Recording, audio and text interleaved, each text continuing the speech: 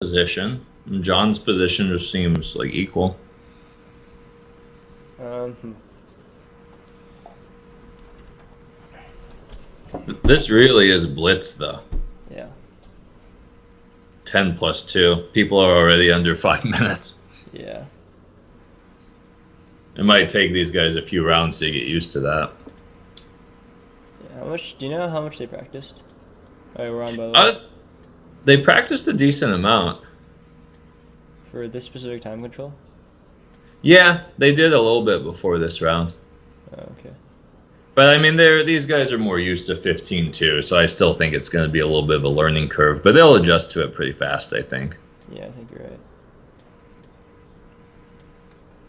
Man, I think Dreyev's better. Lenderman has that weakness on B3. Endgames definitely would be better.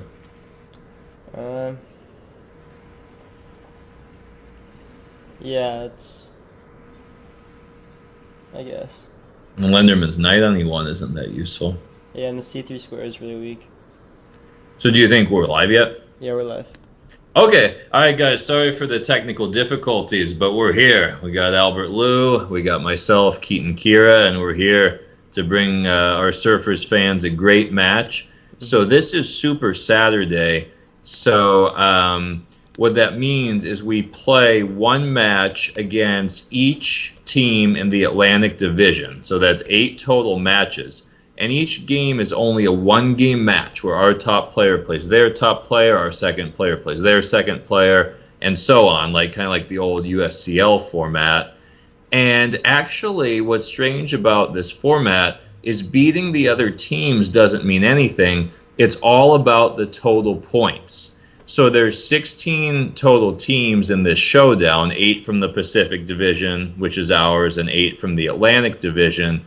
And the way it works is after the match is over, after 8 rounds have been played, the top 6 teams in the standings get a point, get a team victory. The middle 4 teams, teams 7 through 10, get half a point, get a tie.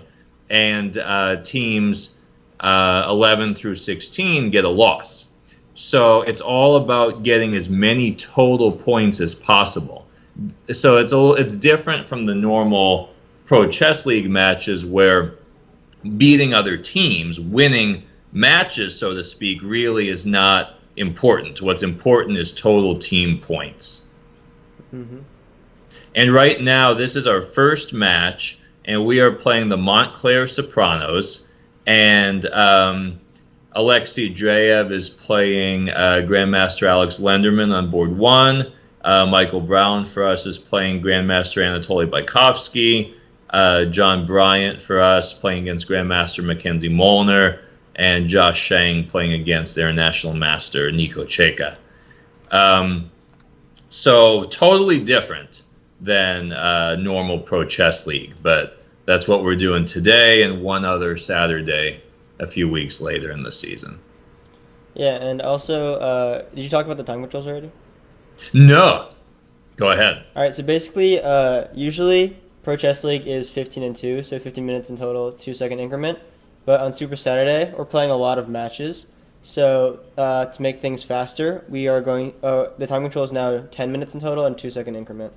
So a lot of players aren't used to this, and they might be caught off guard by the faster time control and be under time pressure a lot quicker.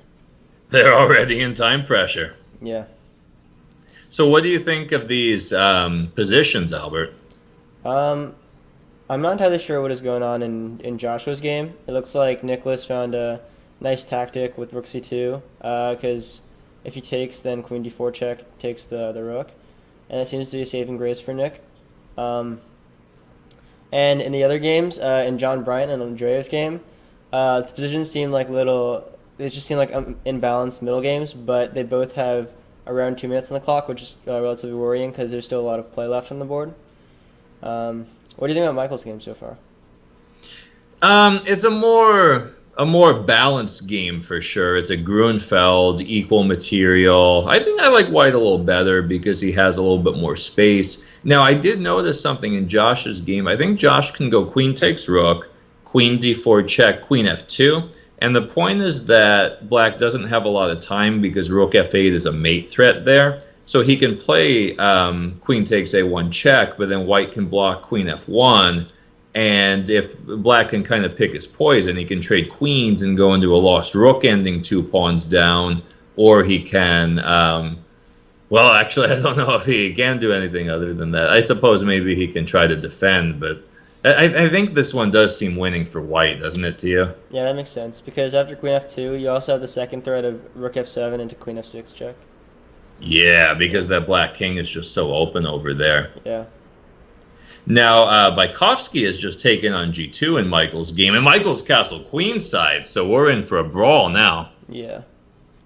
I don't see like Michael's structure is really solid, which always helps in these kinds of like imbalanced games. And it looks like he's gonna try to open the H file. Except as of right now, I don't see too much play just because so many pieces have already been traded off. Now, is there anyone watching? Could someone confirm that everything's good with the broadcast and that the sound is good and you can see all four boards and everything? If somebody could give a shout, that would be nice. Now, for some reason, Josh did not take my suggestion, and I don't know what he's doing, Albert. Yeah, me neither. Well, Queen F3? What are you doing, Josh? I'm not entirely sure. It looks like there could be some danger in a position like. Why did he not play Queen F2 earlier? I'm not sure. Maybe he just didn't see the ideas. Maybe. Rook G8 now. Yeah. He could be Yikes. in some trouble. Yikes. Um, Rook G8, King H3, Queen D4. yeah. Queen D4, maybe Queen C4, I think is fine for Josh. Ah, nice find, Queen C4. Very nice move. That seems to stop all black's threats, doesn't it? Yeah, because you can also stop checks on the H file with Queen H4. Yeah. It looks like eventually White might lose the E5 pawn, and then if the queen's on H5, you also have ideas like Queen F6 check. Or if Now, queen's on- Dreyev, he seems to be doing fine, but he is in enormous time pressure. Yeah, only 32 seconds left, and he does have a lot of weaknesses in his position, the E6 pawn primarily. And it looks like Alexander does have the edge because it's like a very symmetrical pawn structure, but he's just down. He doesn't have pressure on the E2 pawn, whereas Alexander has pressure on the E6 pawn, so we could be in a lot of trouble on that board. And Dreyev is playing some tough hombres today. He plays Caruana later on. Yeah. Okay, so check, I see he played Queen E6, and it looks like that forces Josh to play G4, doesn't it? Because Yeah, a it's double like- threat on the rook end. I'm just looking at G4, H5 right now, and wait, actually no, he's just take out the rook. Oh, Yeah, I it think looks like Queen H6 check. Queen H6, Rook H3, Queen E3, King H4, and he's like, oh, he's not out of checks because he has Queen E1. That might be a perpetual, actually. I'm not entirely sure. I just hope black doesn't have some mate. Black is just much better coordinated than white is here. That queen is not doing anything. But on a Queen E1 check, there should be Queen F2, shouldn't there? Yeah, that's true. Yeah, that makes sense. Oh, well, not anymore. He's played Rook H5. Yeah, I think he should have gone King G3 there. Yeah, I just hope black doesn't have a mate. Yeah, this looks like a perpetual. Well, I mean, that's a little unfortunate, but it's pretty hard to calculate these kinds of positions in like extreme time pressure. So Yeah. yeah.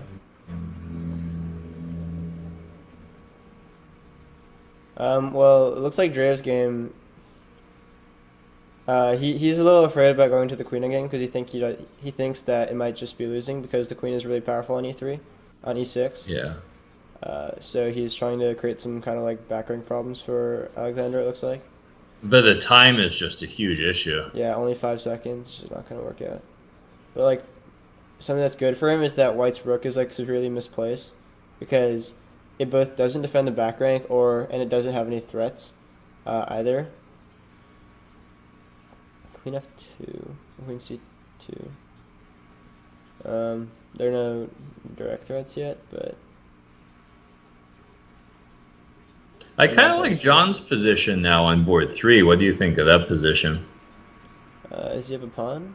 Yeah, he's have a pawn. It looks okay. Cause like the difference in a pawn is like somewhat marginalized by the fact that the c7 pawn is also kind of useless. I mean, he's gonna win in an endgame, but it's gonna be hard to get there because just the pressure on the c file is really powerful. White does have space. Looks like John might try to go knight f6, knight d7, knight c5, um, and just cut off the c file. And if he manages to do that, then he has a really strong advantage. But and it doesn't look like White can do much to stop that. So I think White can also try to get on the a file in the time being. But it looks like John Andreas does have has a found a nice move in that rook ending, king g6, planning to meet rook takes a5 with rook c3, winning the b3 pawn, and he might have drawing chances in that rook ending. yeah, and he can just go rook c3 other way as well. It looks like Czech is going for the perpetual, so that game's a draw. Yeah.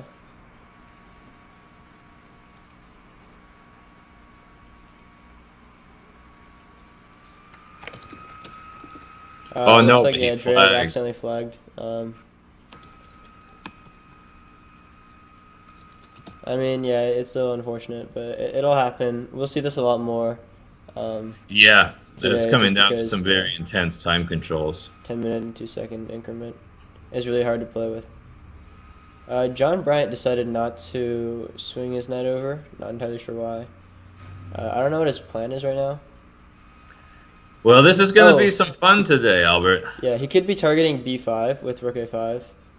And We, then just we are going trying to get a lot of post. crazy finishes where these people don't have enough time to play their positions well, Yeah. and I think we're going to see some of everything. Yeah, after a certain period of time, it doesn't really matter how bad your position is if you have more time than them, just because there's a lot of outplay potential if there's just no time on the clock. Michael Brown's game looks very good for us. We're up a pawn, and we have really good, structures on the queen side. hmm Maybe he can swing his rook around. Ooh, looks like he just blundered a pawn. So, like as we said before, I can swing back and forth just because like a lot of things happen. It's hard to see everything with only 17 seconds on the clock, and you. Oh can't no, speculate. John just flagged. Ooh, John flagged as well. Was that his internet connection? I'm not 100% sure, but that's not great for us. We flagged 2 of our games so far. It's possible that our players aren't 100% prepared to play 10-2, or they have poor internet connection. I'm not entirely sure. Michael Brown does look like he has a position that he can grind out eventually, because he has the center majority, so he has a lot more space, and he can have a lot more activity with his rooks. But as of right now, I don't see like. Yeah, we need something here because this is not the start we wanted. Yeah, this is a really bad start, just because clock issues.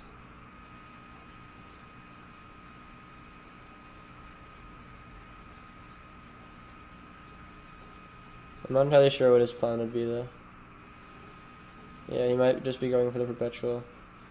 I mean, which is reasonable, but it's not great for our first round. Yeah, they drew. Okay, they agreed to a draw. Alright, so we are currently 1-3, which is a rather bad start. But I mean, as our players continue to adjust to this new time control, we're probably gonna have a lot better results. Should. Yeah, but this wasn't a great start, and we'll. Do you know who we're playing next? I'm not sure, honestly, because I think this was a little bit of a surprise. Yeah, that's really unfortunate for our team, but I mean, if we just don't flag in the future, we'll win every round, I guess. The time control right now, it's 10 minutes and 2-second increment, and regularly it's 15 minutes and 2-second increments. So you just lose 5 minutes, you get into time pressure a lot faster, and it's just hard to adjust sometimes.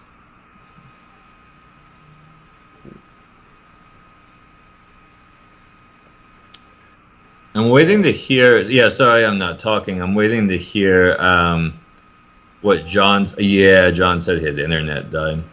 Yeah, that really sucks, because we had a much better position on board. board 2, I believe, or board 2 or 3. Um, and then, or he had like pretty much all the winning chances just because he was up the pawn and he had the A file. But unfortunately, his internet cut out and he just ticked down to 0. I mean, it'll. It's really unfortunate and it sucks to like lose because of technical difficulties.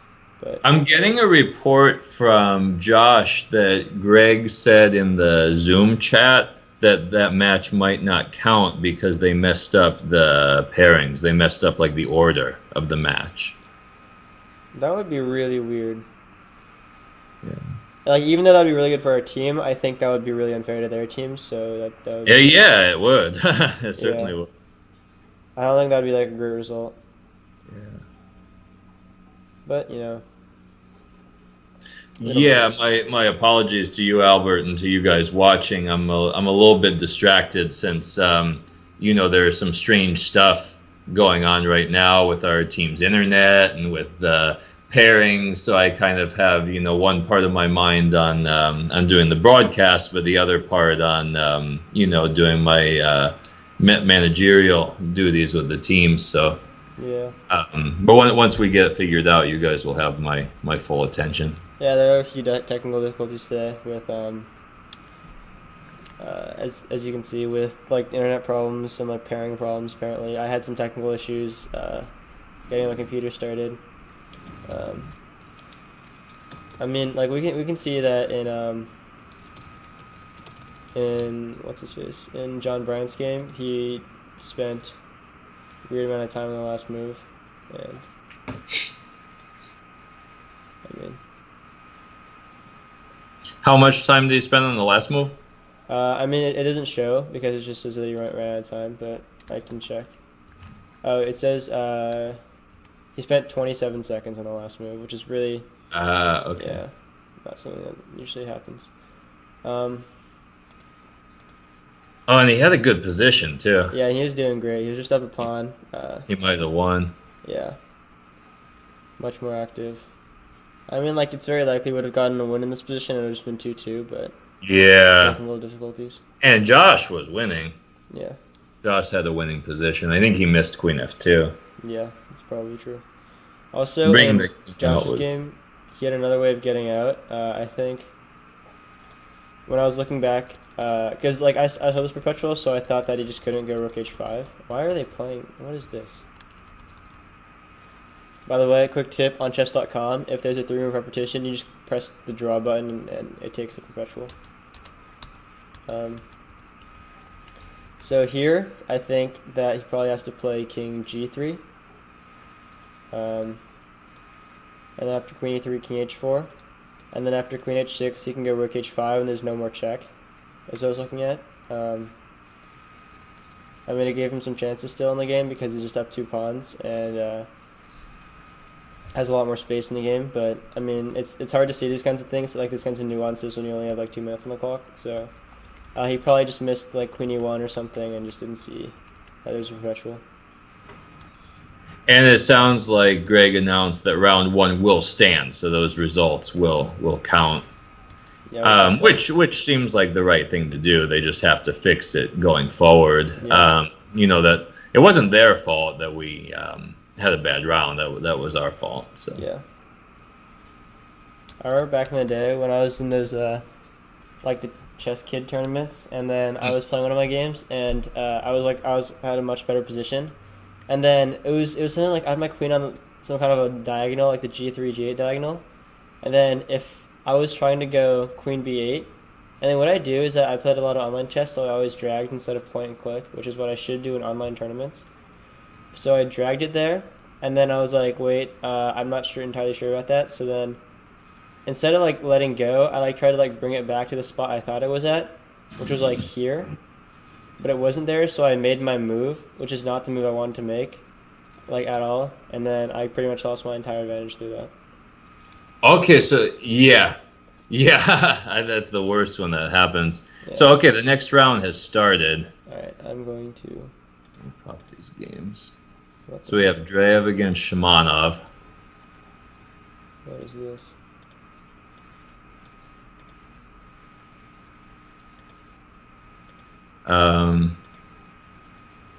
Then we have, so we're playing Webster. So Drea versus Shamanov.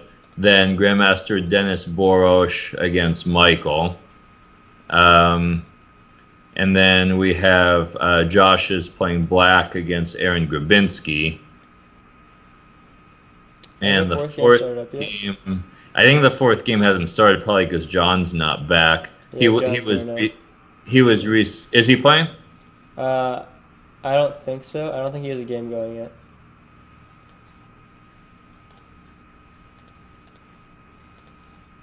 Yeah, he's not logged on. He said he had reset his internet connection, so I hope he won't get docked time for that. Yeah. So okay, Dreyev Shamanov. This is a very theoretical opening, isn't it? Dreyev Shamanov. Mm-hmm. I'm not entirely sure actually. This is kind of a. I mean, I don't play Grunfeld, and on the white side, I always deviate early because I don't like going to main lines. And this doesn't actually look like a main line either because usually the bishop would be fianchetted on g7. So I have no idea what it is. I think I have played these kinds of structures before, and even though it looks like white has like a kind of a strong space advantage, if he ever pushes e5, he's already in like a much worse position. Just because the d5 square is really strong, and black has control over the white light squares. And black's trying to go like something like a6, b5, and try to get some control over the c4 square. And it's not always as great of a position as it looks for white. Mm-hmm. And both Borosh and Grabinski are playing quite slow. Grabinski's played the London system, and it looks like Borosh has played some kind of Kali-type setup against Michael. Yeah, it looks like they're just trying to get a game. Yeah. Yeah. Not a bad strategy for this time control. Yeah. Fortunately, we're playing as an 1800 on board 4, so we're good. Oh, I thought you meant Grabinski since it says his rating's 1800. Yeah, it's not a real 1800 though. Grabinski's level is probably close to IM, yeah. I'm not entirely sure. I haven't seen him in a while. But wait, so you're saying our board 4 is against a 1800 level player, but that game hasn't started. I'm worried that we're gonna forfeit that game. Yeah. And that's supposed to be our free point. Wait, isn't Joshua our board 4? Oh yeah, you're right. Yeah. So John should be playing. I don't know who John's playing, but that game has. I don't think John is online. Yeah, neither. This is very problematic. Yeah. So, I mean, like technical issues aside, Joshua just opened up with e5, which looks kind of interesting. Like in these kinds of structures, the h2 pawn is usually kind of weak. Just because like if you play h3, then you have such a big hole in g3, and it looks like he could try to attack on the h2 b8 diagonal, as well as get his queen out to g5 or something like that. Also, e3 gets kind of weak. So I mean, it looks like a pretty good position for Joshua. But I mean, it's just like a pretty normal position, like a normal structure that people get a lot. Looks like Michael's taking in a lot of pressure from Dennis already, just because this is like a pretty typical like hanging pawn scenario. Eventually, Dennis was gonna take on c5, and then Michael's gonna like recapture the pawn usually, because with a knight, you have a even worse like IQP structure, with your light bishop gone. And okay, John Bryant's back. Yeah, fortunately our board 3 came back online, or board 2, board 3, I'm not entirely sure. And hopefully his internet issues are gone because he's a really strong player, and he can pull in some points for us. But right now Michael looks like he's in a lot of trouble just because in these IQP positions, a lot of emphasis is put on the C file as well as the D4 square. And Dennis has both of those already, so it looks like he can have like a really strong foothold in the position.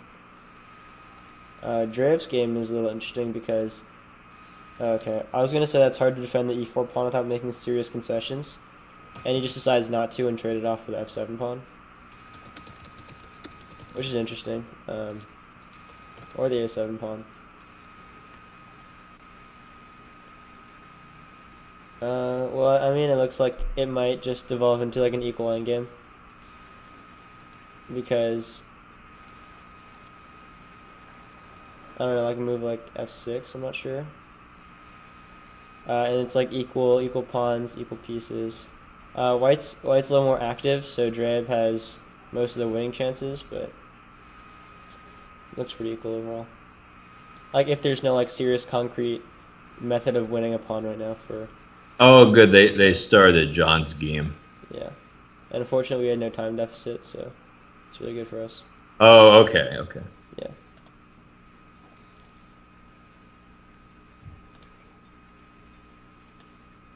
So here, let me.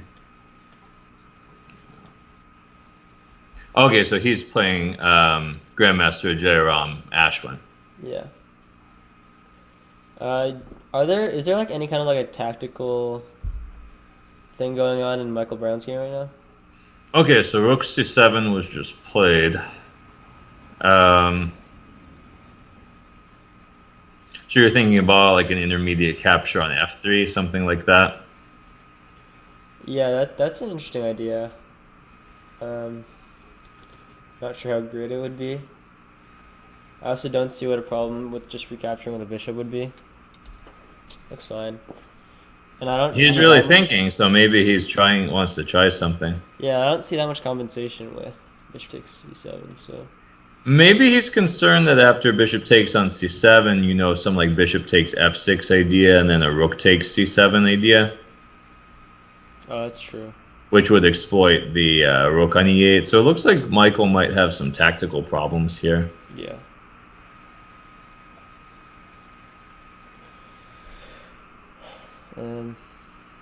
Well, if we think a little bit about the overall match situation, if we can, get anything, above an equal score will not count as a loss for us. And if we get well above an equal score, it can count as a win. Where we would get in danger of going into the loss column would be, if we were to be like pretty well under an equal score. So if we keep pace with how we did in the first round, then that would be a danger. But it's still very early. This is only the second of 8 rounds, and it's a good sign that everyone seems to be connected and playing, and hopefully these guys will start really adjusting to the time control and will play better. Yeah, definitely. It's like a marathon. It's not really like the first It really round is, matter yeah. much. 8 rounds is a lot. Yeah. But it does seem to me like Michael is in some real trouble here. I don't know how he's going to get himself out. And I really like Joshua's position right now. Yeah, I agree. He's taken a lot of space, and he kind of has White on the defensive. Yeah, very active position for Josh, and it's his kind of position. He has a great feel for initiative. Yeah, like White's piece is really just in a couple of turns, you're gonna have very little squares, just because the White knight can't move, because then there's a recapture on f3, and then the e3 pawn's hanging. And if it goes to g3, he can just go g6 and has no squares other way. The bishop on f2 is dead. The bishop on e2 is also... I mean, its only prospect is on b5, but it has to stay and defend the f3 square, because if he takes and the pawn recaptures, then it's really weak. And knight e5 looks like it's coming up, which will force that either way. And this just looks like a really big space advantage and much better placed pieces for Joshua. So we'll see if he can convert it this time. What is... I was about to ask what Jerem is thinking about for so long. a5 is a pretty typical idea just because he wants to break down on the queen side, just go a5, a4, a3. Try to take some space over there. Yeah, we are still very early in the opening stages in that game. Mm-hmm. And sometimes you just want to get that in before, because tempi don't matter that much, because it looks like he could just play c6 and just play improving moves for the next 5 turns. So it just looks like he wants to get his plan out early. Michael's in a lot of trouble though, because Yes, he is not a good position. He made the tactical mistake and allowed bishop takes f6, rook takes c7 kind of stuff. Maybe he should have taken on f3. I'm not entirely sure, because in exchange sack, looks a lot better than this position right now. Yeah, he's down a pawn, has the Yeah. open king. It's very tough. King G7 looks pretty reasonable right now. And then Rook C4. I don't know. I don't know what a response would be to do Rook C4.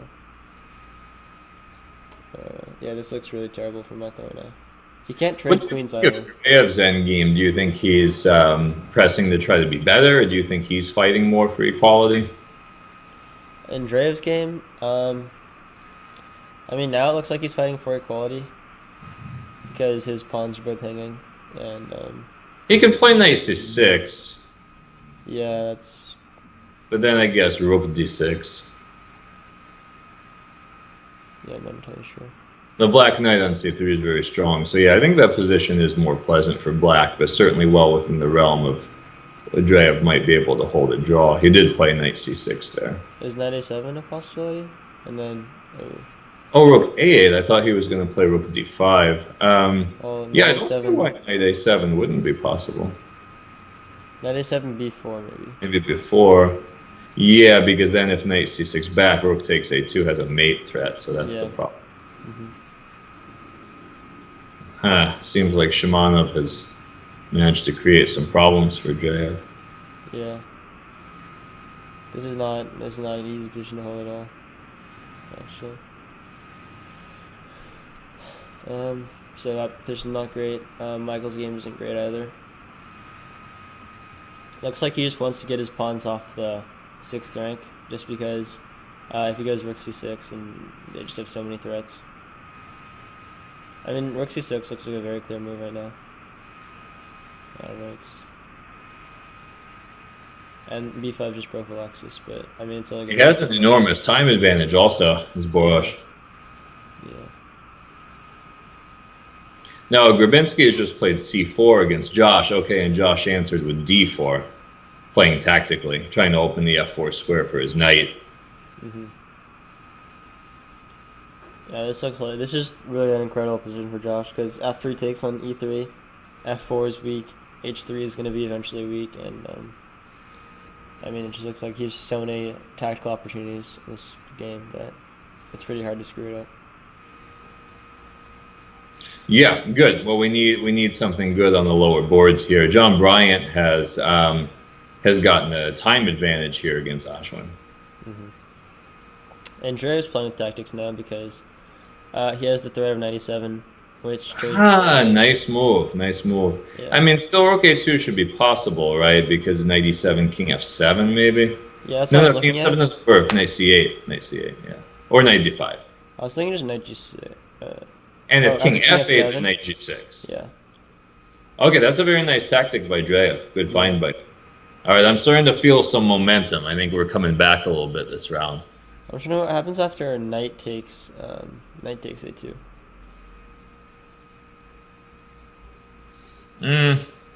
Yeah, that's true. I wonder what he is going to play for. Maybe some kind of kingside offensive. Yeah, I don't see very much. If he can get his pawn to h5, he can try to play like for some mating nets with knight e7, knight g6, but seems a bit far off. Yeah, especially if he doesn't have control over the back rank, it's pretty hard to pull off. But I think the theme today, Albert, is going to be some really crazy finishes and certainly some swindles. You know, and when the time control is 10+2, not everything goes according to script. Hmm.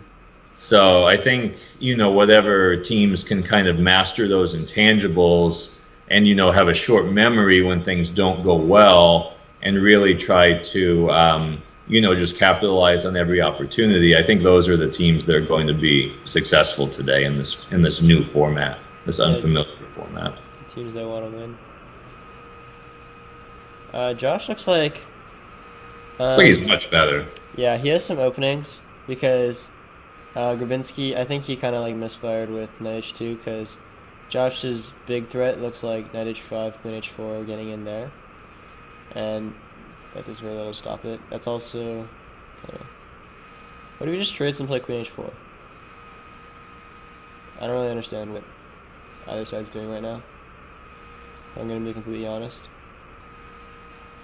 Trading and playing queen h4 just looks like pretty close to winning for Yeah, black here. definitely, because the queen's getting into g3 and f2. Mm-hmm.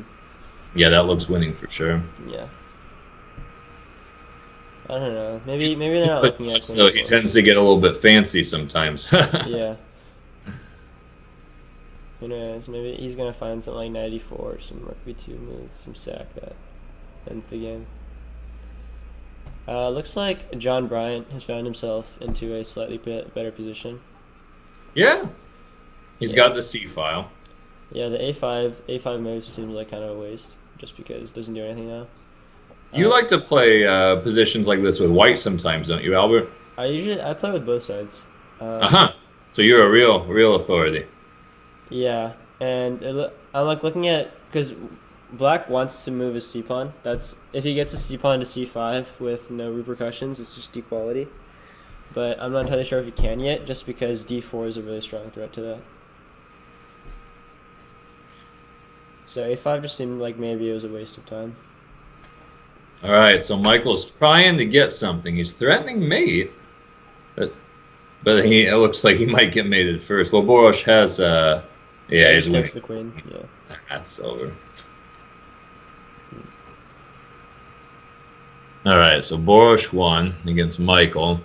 Looks like okay. Now Dreyev's found knight d8 with the idea of taking on e6 and then having an attack on g7. So at least he's been able to organize a little bit of counterplay against Shimonov's king. I have no idea what's going on in his game. Okay, so Shimonov decided to counterattack f2, king e1 probably. Yeah. And in these positions, the rook is really precarious in f2, and then white always has threats of knight c5. Because So it makes now that just- knight tied down. Yeah, knight c5 straight up wins the piece right now, or wins an exchange right now. Yeah. So Shimonov can't like bother about his g7 pawn right now, and it looks like Dreyev might actually have an edge in this position. So he went rook f3, but now rook takes g7. That d pawn could be a monster if Shimonov's not careful. Yeah, definitely. It's interesting, they both have the same rook and knight construction near the enemy king, right? Mm-hmm. Dreyev definitely has to watch that Shimonov's b pawn doesn't get too strong because it's queening with check. And also, Shimonov now has the same threat of knight g5, just getting rid of the knight. Which Right. is exchangeable. Actually, it doesn't. You can just take it. Because then taking on g5 hits the rook. Yeah, it's true. So he could play g4, but I don't know Yeah. if he really gains anything there. Mm-hmm. Well, I think Dreyev's internet is fine. I think he flagged the last game just because he had a tough position, and I hope that the same thing doesn't happen in this game. Ooh, this could be a lot of trouble because rook e3 check. And if he moves his king either way, like knight d2 or knight f2 check, and then you win a piece. Oh, yeah. Yeah. Good night. Yeah, good tactics there. Yeah, that looks winning for black. Oh, but he missed it. Yeah. Although the b pawn looks incredibly dangerous here. Yeah, I don't see how he stops it. He just goes b3. I don't know. What is his idea? I haven't spotted it yet. Yeah, me neither. Maybe he's just just playing. Because I don't see an idea. Oh, I guess rook g6 check, rook g7 was the idea, and then rook b7. Okay, so he has a chance. He has rook h4 coming. But okay, b3 right now, I don't know. He might have to take it. Yeah, that would have to be lost because the f6 pawn is too strong Yeah, there. it's really hopeless if he just takes it. But I don't think he has another chance. Yeah. His rook can't get back, and yeah. Yeah, I think it's lost. Fortunately, in Aaron's game, just queen g3 check, king g7, it's game over. I'm confused. What is Josh doing? It's not like a very difficult idea to see either. Queen g3 check, and how did you want to follow up And then after just king king? g7. Yeah. Yeah, why didn't he do that? Oh, then maybe because queen c3 check he didn't like or something. So maybe bishop f6 Oh, is... yeah, you're right. Yeah. I mean, Josh is better than me, so. Prophylaxis. He also... No, he doesn't. I was about to say he opens up rook a5 as an idea, but that's just get stopped in so many different ways.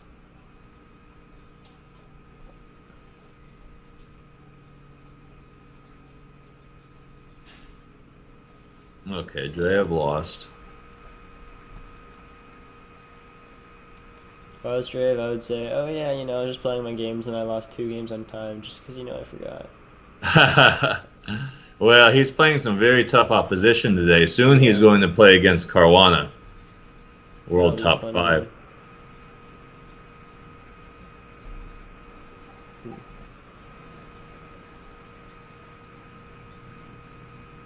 Looks like John's going for an attack against Rook H5. Aslan. He has a little more time. Yeah, Josh just plays Rook H5 and then Bishop B5 and then it's probably just over. Yeah, completely winning when he has that protected pass pawn on E3. Well, we definitely need to get what we can from these games and then kind of get our troops settled down a little bit. Yeah.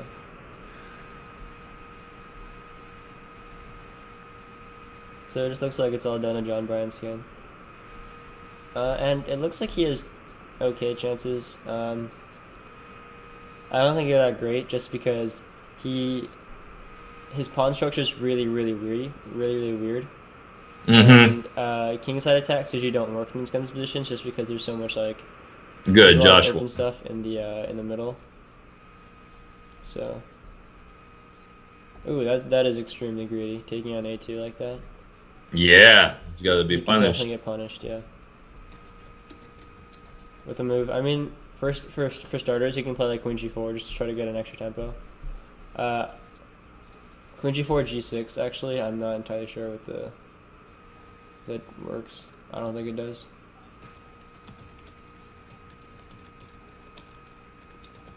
He can also try something like Bishop H3.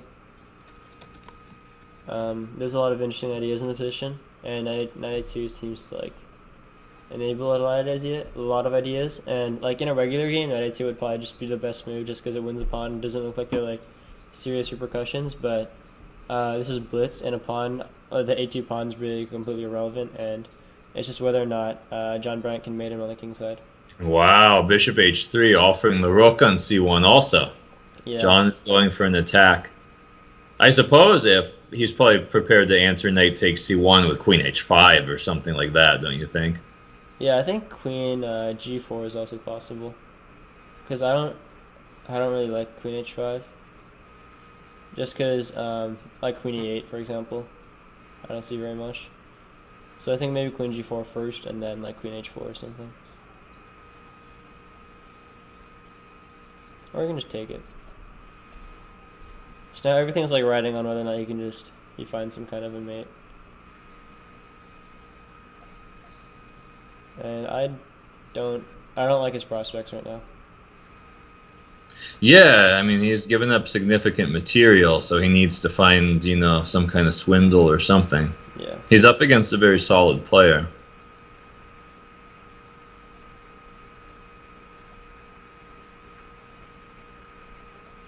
I don't see his ideas. Me neither. He's going to have to create something. Maybe like Queen F4, because he has to get all of his pieces. He's got to start getting some pieces in the game. Yeah. Because he's kind of starving right now. I mean, yeah, Queen F4, it's just... Like, I can move a lot of pieces, but I can't create any threats. E5 he's trying. So what happens after he just takes it? I guess bishop takes, he wants to attack G7. And after See, Queen H6 is coming now. What happens after Rook takes F5, though? Yeah, that's a good question. Doesn't... Takes F5 looks he pretty... trades and then he plays Queen takes C7. Does that work? Can't imagine it does much. I mean, Rook G8. Yeah, that's true. I don't see what he's doing here. He might have to cash out, though. Well, I think that's what he's trying. Yeah. But yeah, I think Rook G8. D4 maybe. But... So... Yeah, right now it just looks like he's going for a swindle. Well, if anyone can get a good swindle, it's John Bryant. Yeah, there was that one game last week where he was just down a piece, and then he somehow managed to take 2. And it was just... Okay, now Ashwin, he has to watch out. Not right now, but sometimes for a queen takes g7, rook c8 mate tactic. Like if Yeah. his pieces somehow become distracted, Yeah. c8. But right now he still has the bishop and queen on there, so that's not a very Yeah. big problem. Looks like Ashwin's idea is just to go bishop d3, bishop e4, and then just mate down that Just diagonal. mate John, yeah. Yeah. It's like there could be the possibility of him going bishop d3, bishop e4, and queen h3, and then actually that yeah works. Queen takes g7 still that wouldn't work.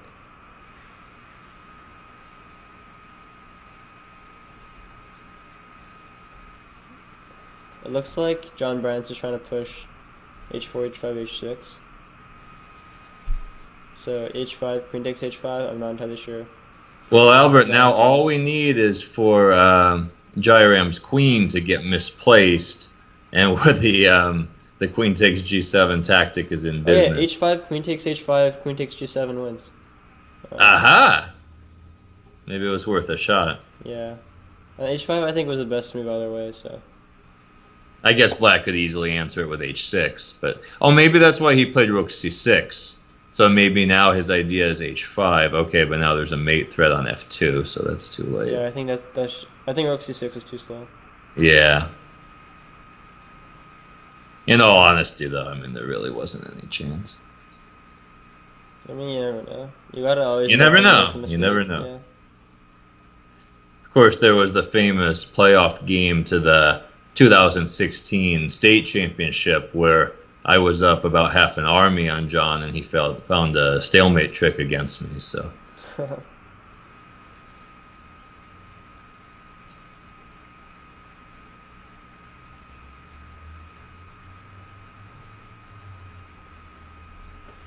Yeah, his game is pretty over. it's pretty over.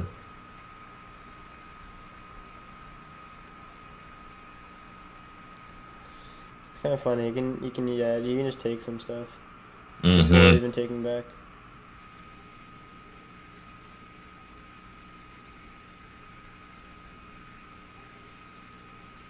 You can also just ignore the rook and go for mate. Bishop f3, Yeah. or no, bishop f3 wasn't working. Yeah, bishop. Okay, looks like he's just playing around. Queen takes c5, which still makes sense. h6, queen e6. And dark squares, or the light squares are too weak. Yeah. That's mate. Mm-hmm. Okay. All right, here, let me talk to the team for a minute, Albert. Yeah, alright. So that was another unfortunate 3-1 loss. I mean, like, our team's just. It seems to be falling apart a little bit because going -4 so early. Like, we need a 4-0 someone to balance it out, which is extremely difficult to do. And, yeah, so right now we're kind of in a rut. It's been a fourth of the way there, and we're -4. But I mean, we have strong players. We have two young talents, the state champion, and I mean one of the strongest rapid players in the planet in his prime. So I mean, we can pull off some stuff. But it looks like Joshua's fully adjusted to this time control already because he's gotten 2 winning positions off the bat. But the other 3 might need some more time to fully understand what they're doing. Because Dreyev is seriously underperforming. And I mean, might be like time zone difference. I'm not 100% sure, but I mean, in the next few rounds, we're gonna have to consistently get at least 2.5, 1.5, if we want a chance of not being in the bottom 6, which is really difficult to do. But I mean, it's perfectly possible, and we just need 2 more games. We just need 2 rounds of 3-1 to reverse what happened already, and we just need to not be like so emotionally shaken by the first couple of games, because I mean it's just a fourth of the tournament so far. Anything can happen in the other 3/4, and we just need to not give up so early just because anything can happen. So like one of the games I want to look at was Michael Brown's game, just because it seems like he kind of got into a lot of trouble out at the opening. So he like starts off with like a really solid position, And Dennis's or Barash's rook is misplaced on d1 because where's his other rook gonna go? So he kind of like moves everything over. And then this is like a classical hanging pawn position, because and hanging pawn is usually better than IQP. So I'm not entirely sure about his decision to take with a knight, because when you give yourself an IQP position like this, you want a lot of minor pieces because your major goal is to attack on the king side usually, or get control of the c file and attack down the c file. But he doesn't have the pieces to attack on the king side, and he also doesn't have any pieces to attack down the c file, just because Barash already has his pieces there. So this is a pretty questionable decision, and he has very little control over the position. And this just doesn't work tactically, just because, as you'll see in the game, after he takes on e4, rook takes. Michael thought for a long time, just because he was considering between the options of just taking on f3, and then like let's say he retreats his rook somewhere, and then just like playing out of this position. It's an exchange stack. He has like pretty much no compensation, but it might have looked better than the game. Because in the game, what happened was that if he just takes back the rook, so it looks like the next round has started. So, And we're playing Montreal. Yeah. We're playing the chess bras. Oh, those fools. So we've got Alexei Drev playing white against Eric Hansen. Oh wait, Raja Panjwani is playing for them? Yeah. Michael's playing black against Almon Hamilton. Those guys are kind of the two main chess bras, right? They have the biggest following. Yeah, Eric Hansen and Hamilton. I have no idea who Hamilton is. Almon Hamilton, he was the one who like grew out his beard really long until he made GM. Like he wasn't going to shave until he made his GM title. Or actually, I don't think he's made his title, but I think gotten like his third norm. Yeah, because down here I'm still seeing that I am Hamilton. Yeah. They're just an inferior player.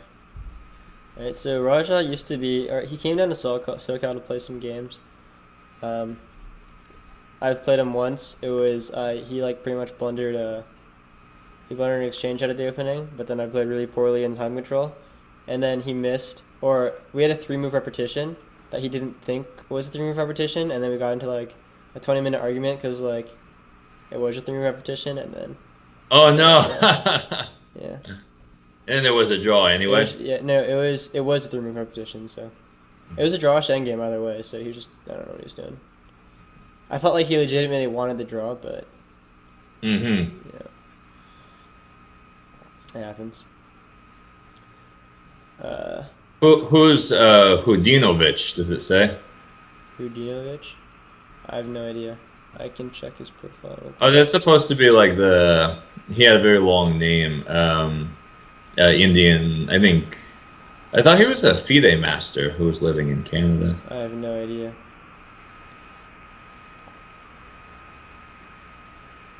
Looks like he has a pretty standard Rui against Josh. So, I mean, we really can't complain about the position. Josh deviated out of the... Actually, it's not very standard because Josh deviated in that he moved his bishop out. And he took the knight on c3. And usually that's... you usually want to keep that bishop. I mean, it's not always great, but it defends the f6 square, which is usually a really dangerous pin. But in this case, the knight's gone, so knight d5 is not a threat anymore, so I guess it's fine. Still not 100% sure about that. In some of these positions, white plays h3 to stop bishop g4, because bishop g4 gets really annoying sometimes. But I think white would just respond with h3 g4 and just keep playing. And also, one of black's ideas is to get rid of the light squared bishop, because the b3 f7 diagonal is really powerful. So sometimes he plays things like bishop b5, bishop b6 to get rid of it through the bishop, and sometimes he plays b5, knight a5.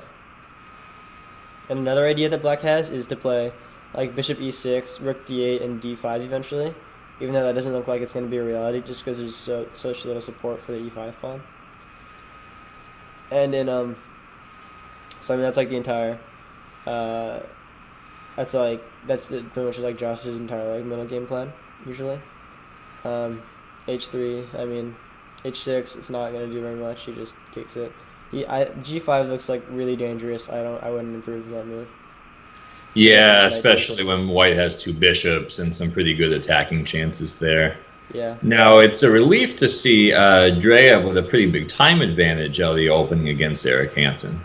Yeah, I think he's starting to adjust and understand Yeah. that his 2177 rating means that he's doing something wrong, and then he realizes that he just has to play faster, so he's just starting to play faster. Oh, right, because this is Blitz. It's a 10-minute is Blitz. It's not the standard rating system anymore. Mm-hmm.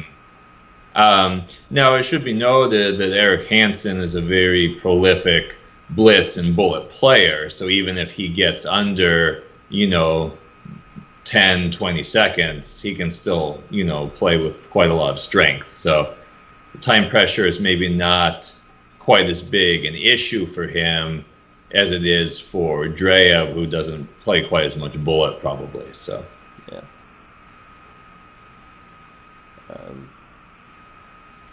So Michael Brown's game is the tactical. Was that a London system? I think so. It's like maybe a London with D takes C5. Yeah. Craig played this a lot against me.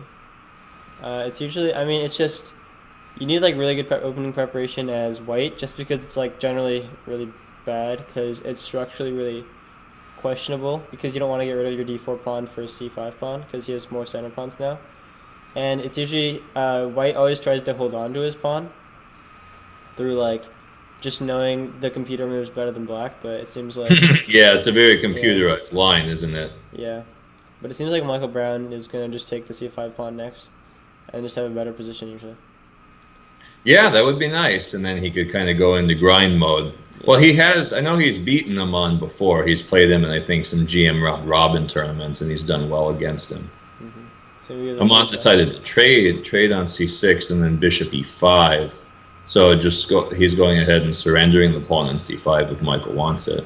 I do not understand what he's doing. I think maybe Aman's trying to get some kind of a blockade on the dark squares in the middle.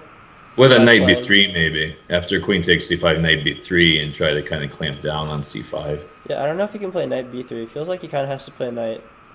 And maybe he wants to play knight B3 just because, yeah, as you said, the clamp down on C5 is usually like a pretty strong positional idea. But I think he kind of has to play knight F3, just because he has to stop E5, because the kingside attack that's really dangerous for black. I'm not sure. Now, because everything's been kind of crazy here at the start, we haven't had a chance to mention our sponsor yet. So I wanted to give a shout out to Dr. Udo Hergis and Hergis Capital Management, the proud sponsor of the San Diego Surfers. Hergis Capital Management is a great investing company, and here, Albert, I will pass you their website on the Skype chat if you want to post that into the Twitch chat when you get a chance. Right. So quite a lot has been traded in John Bryant's game against Raja Panjwani, and John seems to be doing well. He's up a pawn. Seems like he should be trading on F7. Black has two bishops, but I think it's not enough compensation. I think black is definitely worse in that game. Yeah, John seems to have his kind of position this game. Yeah, slightly better for him. Or actually, wait, no, it's much better. He's just up. Much better. Yeah. Much better. Aman's doing pretty much what we thought, going for a blockade, but Michael seems completely fine here. Yeah. He can't play knight c5 because e5. So. Oh, it says you went offline, Albert. Was it that idle thing? Yeah. I do not understand why that's a thing. It's just like so hard to like be not idle either, because like you have to. What do you have to do to be not idle? Just like switch your tabs around or something? Click a little here and there? I think you have to like actually play a game. I'm not really sure. Really? Yeah. I'm not sure. Who has time for that? Yeah. Or like change the people you follow, change the people you're watching, that kind of stuff. Yeah, that's pretty weird. Now, on Josh's board, White's really gone for it with this A4 idea. I wonder if that's a good idea, giving Josh that kind of potential for queenside play. A4. Hmm. I don't really like it that much, Yeah, but it's, I guess it was to probably play against c4 in some way. yeah. See, it feels like it doesn't because c5 is always a response to a4. So that's I just find it kind of weird. Looks like Josh is just threatening to take on a4. I don't like Alexi's position so much anymore on board one. His bishop does not seem very good in contrast to Black's knight. Yeah, it does look like he made a few mistakes here and there. Um, Eventually, I think Alexi has to try to get. If he gets a c3 pawn to c4, then his position's great. Yeah, absolutely, absolutely. So that queen's blockade on c4 is quite significant here. Yeah, and he can't trade queens either because Eric can just trade the queen and play c4 himself. Yeah, unfortunately, Eric's catching up with him on time. Their time is even now, and Hmm. if they get into a time scramble, I'm not sure that I like Andreev's chances. Oh, now Raja Panjwani sacrificed against John Bryant, but he's still going to be down a piece. It just does not work at all. I don't It know. doesn't work, no.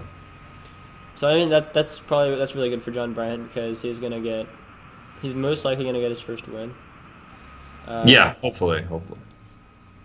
Yeah, pawn for We have piece. time. We just have to work our way back in it. Yeah, exactly. Like we just need to get used to this kind of a structure. And then Yeah.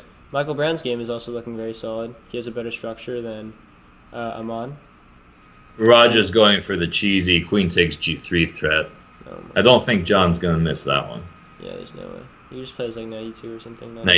92 or something like that. I like 92 because it hits the bishop. 94 maybe also. Yeah. You could also just go like king h2, I guess. It's perfectly fine. Yeah. He went 94. So now king takes f7 is impossible because of knight g5. Hmm. And now queen c8. Queen c8, that makes queen c8 a really big threat, so he Yeah. prevented that with queen f5. But now maybe just a little consolidation and it should be all over. Hmm. I'd start maybe with queen d3 or something like that. Yeah, what happens after queen d3, bishop takes b2? That's what I was looking at. Hmm. Yeah, maybe. So maybe he should. Just like b3, maybe. Maybe b3 first, yeah. Just relax. Yeah, just gotta be chill in this position. Hmm. So right now we have like one winning game, two very solid games, and one where we're like pretty. Michael's very it's gonna get solid, worse. yeah. I Draft. don't like that Alexi's still thinking after rook d7. It seems like he's not finding a very fast thread in this game. Yeah. I was about to say he should probably try to open the h file, h4, h5, but then I was thinking about that, yeah, yeah. Hansen can just respond with h5, and all his threats are kind of gone. But that does weaken the g6 pawn, so e6 then becomes an idea after h4, h5. So Interesting move, a5. I assume his idea is to try to get his rook to a4 somehow and kick the queen. Yeah, I have no idea how he's gonna do that. Hansen's continuing to play fast. I think maybe trying to put pressure on Alexi's time. Yeah, it's really easy for Eric to play these positions because they're just. I mean, they can just play themselves pretty much. You just get all your Right. pieces better, and then A rook c1. Okay, so he's kind of hunkering down then. yeah. Looks like he just wanted to protect all of his pawns. I mean, yeah, Hansen might have been a little greedy in that he didn't move his queen out of the way and then play. Actually, if Dreyev just like got rid of his pawn on c3, do you think his position would just be better? Oh, certainly. Yeah, like not even traded it, just got rid of Then it. maybe he could try to play like e6, and try to play on the king side. Yeah. Yeah, that's the problem for White's bishop. He needs to get rid of those pawns that are in the way. Yeah.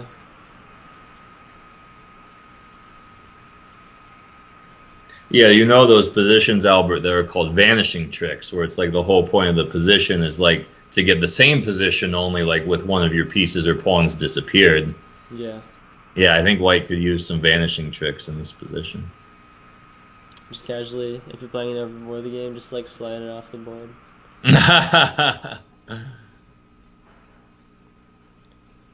I'm very surprised at Raja Panjwani's queen f7 surrendering the c8 square to the queen. Queen c8 looks pretty strong here for Yeah. John.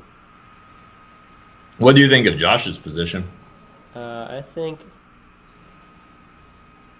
think he's better, just because uh, White's bishop is really bad and it has nowhere to go, like ever. And that's like usually like the main determining factor in these opposite colored bishop positions is the difference between the bishops. And I think Black's is better, so I would give him an advantage here, but I would still say it's pretty close. I feel like John has a winning initiative after his last move, bishop h4, threatening bishop f6 with mating attack. Yeah. I feel like it should be winning for him. The black bishop on d4 is really hindered from doing defensive tasks by that pawn on e5. The bishop can't cover the f6 square. Yeah. I think in Joshua's game, he may have to play f4 here. Even though it seems a little committal, I think he has to do it just to stop White from playing f4. Because if White gets f4 in, and goes up the long diagonal, it could be a little scary. Yeah, you might be right. He can start to open his position. Well, f4 does make sense because you're putting more pawns on the dark squares, which benefits the light square bishop. So I wouldn't be surprised to see Josh play f4 here. Yeah. So Drev decided to go e6. Black has to stick with the pawn or move his pawn, just because queen takes, you lose the c5 pawn doesn't make any sense. He did, yeah. He went e6. Yeah. I mean, this looks fine. I don't know what his idea is, but Queen c6 maybe. I don't hopefully exactly. he's starting to have ideas, which is a start. Because now rook f8 is also a really dangerous threat, and things could just fall apart really quickly for him. I was thinking maybe Michael should play for d4 in this endgame. Try to get something going in the center. Either d4 right away or like e5 and d4. I like an e5 here in this position a lot, just because if he gets d4, c4 in, it just looks like then the pawns could be very powerful. Yeah. He needs to try to keep his time advantage. Yeah. So Josh he didn't play f4 and he let White play it like you said. Although I do like his knight on e5. That's a big improvement from where it was on b7 a few moves ago. Yeah, I don't see the ideas though.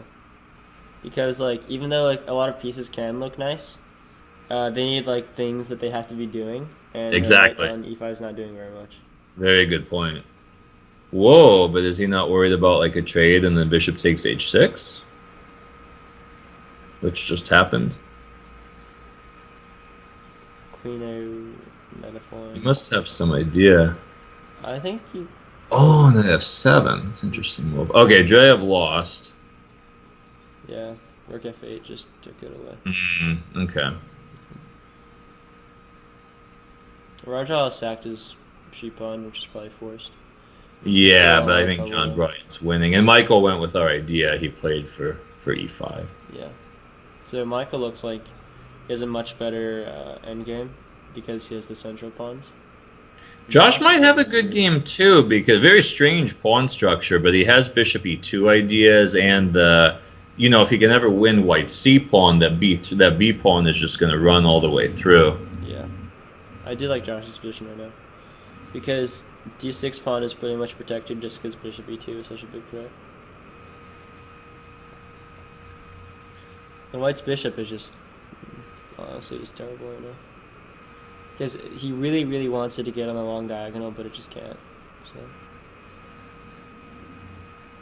Aman looks like he's trying to get his pawn to a6, try to stop. Yeah. But I don't know. That pawn has a long way to go before it's going to be a real danger, I feel like. Yeah. I think just like... hopefully Michael can outblitz him. Maybe even f5 here looks really strong. Just because he wants to stop the bishop from going to e5, e4 after that. After the d4, c4 ideas. Or he could get d4, e4 ideas, which is also really interesting. And we have Josh playing for the endgame now. I mean, the endgame's just winning. So, because if he Seems trades, to be, yeah. the pawn just goes all the way. There's very little he can do about it. Yeah, I hope Michael can continue to play well and really, I like c4 there, and really put pressure on Aman's time.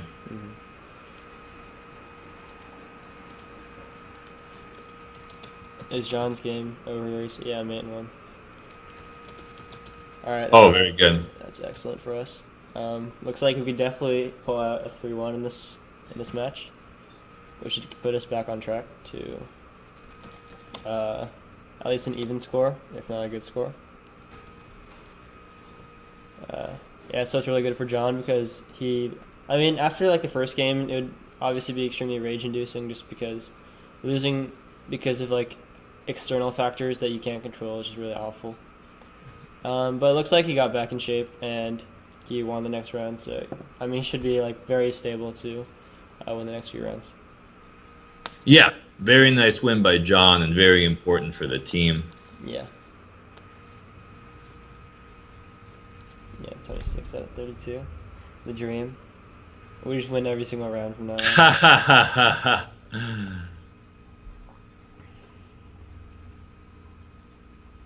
Yeah, what is Michael's idea? He's burning time right now. He's burning a lot of time. Yeah.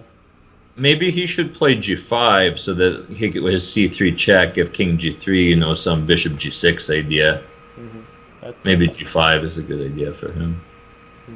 Because the a pawn, I mean, the a pawn can go to, I mean, here it can't even go to a6 because of rook d6. So I mean, Michael just needs to start pressing his position, but he shouldn't get so low on time. He needs to just play. Yeah, I was thinking rook a6 just because White's idea is to go bishop f3 and then bishop b7. That's a6. true. Yeah.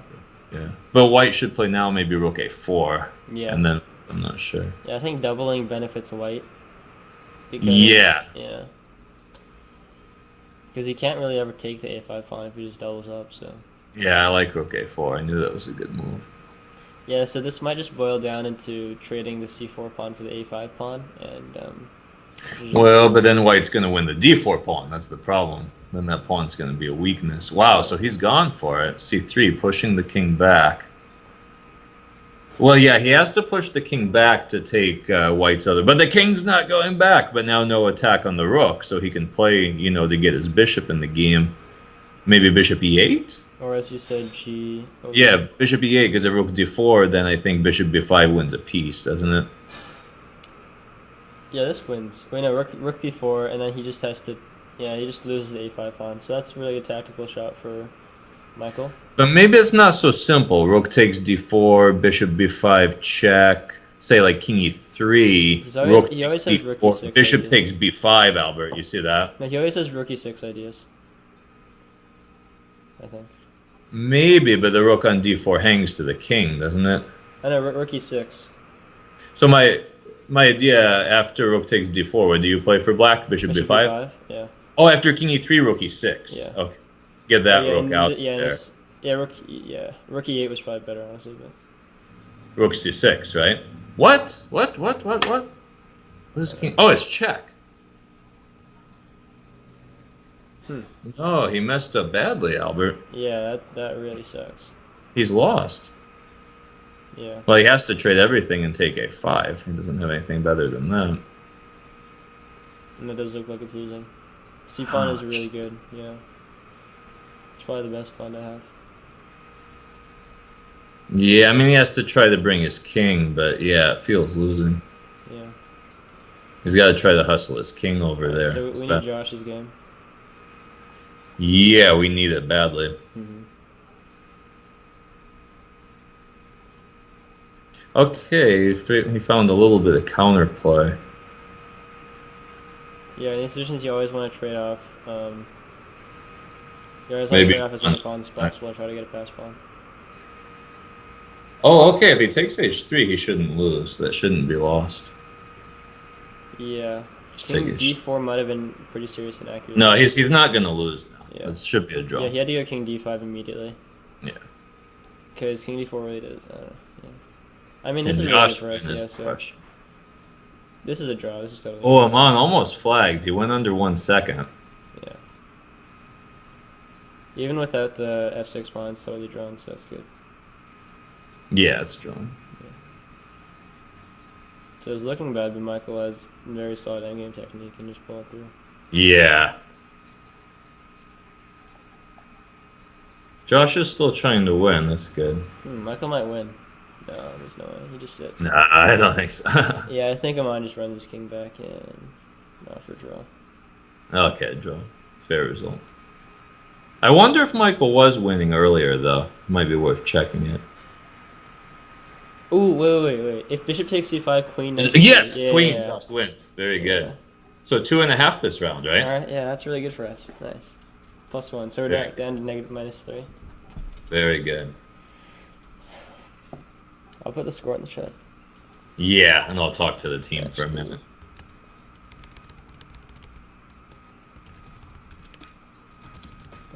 3 rounds. 6-2.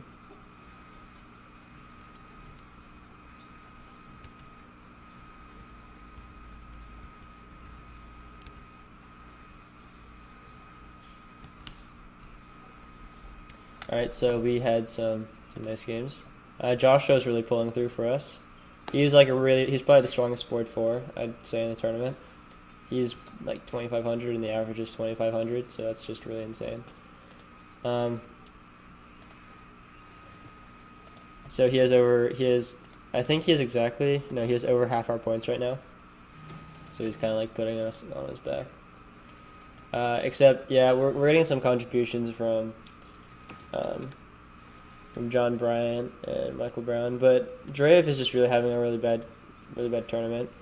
Yeah, he's struggling, Albert, yeah. because for one thing, it's very late where he is. It's past 3 a.m. It's like 3:30 a.m.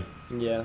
And also the time control is quicker than what he's used to playing, so that makes for a tough combination. And he's playing people who are complete beasts too. Yeah. He's playing, Shamanov, Eric Hansen. He's playing really good players. Yeah. Yeah, it's like a lot of like bad conditions, but he could always pull through because he should be at their level. So. Oh, certainly. I think he's stronger than a lot of them. I think Yeah. it's just not showing right now. Mm-hmm. Maybe he just needs a little more time to adjust the 10-2. And also, it's just 3 rounds, so 3 losses. It could just be a matter of chance, but anything could change. So we're almost halfway through the tournament. We have 3 rounds done so far. And I mean, this is a really big swing for us. Like, yeah, we're probably gonna get a lot of momentum off of this, just because we lost our first 2 rounds 3-1, which is pretty devastating. But we won this round 2.5, 1.5. So we should be back on track to just consistently start winning games. And I think like everything's gonna work perfectly fine for us, just because looks like our players are playing really well as well, as you can see in John's game. After like the first couple of hiccups, I mean, John was always playing pretty well because he should have won the first game. Internet trouble happens, but we need another good round. Yeah. We need another 2.5 or 3 or better, and we'll be right back. We'll be fine. Yeah, where did the pawn? What? Did you give it a pawn here? Did you think the sacrifice is good? Can I see your? I can't see your screen. You can't see my screen. You want to share it with me? I could definitely. Yeah. All right, I'm showing my screen right now. And, yeah, it's loading. Oh yeah, I see it. Yeah. So after I didn't believe in Black's pawn sacrifice in this game. Yeah. No, I thought it was very good. I'm curious about Michael's ending though, Albert. Can we check that for a second? Yeah, definitely.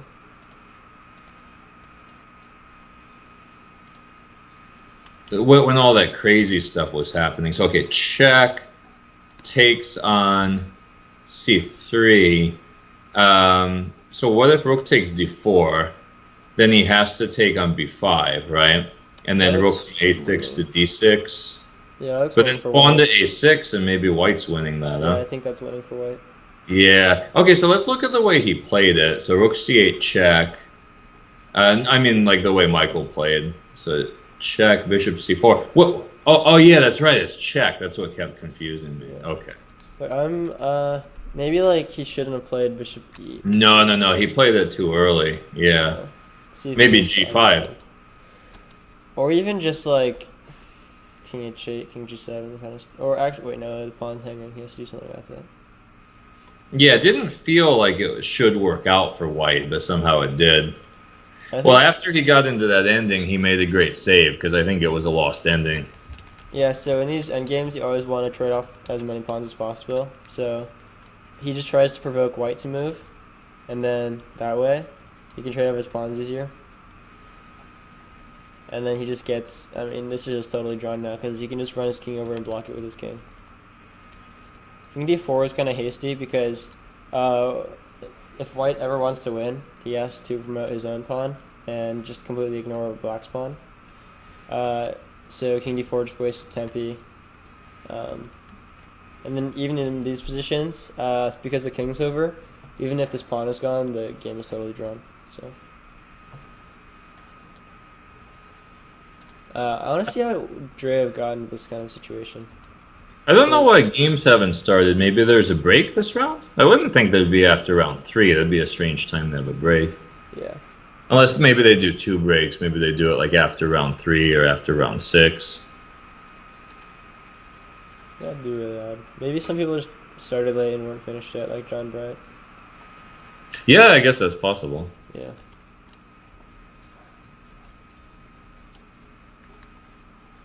A4 is weird. Oh, they said it should be about to start. Oh, okay. Yep, there we go. Oh, so Alexi's playing the Bullet Master, Andrew Tang. Oh, That should be my. interesting.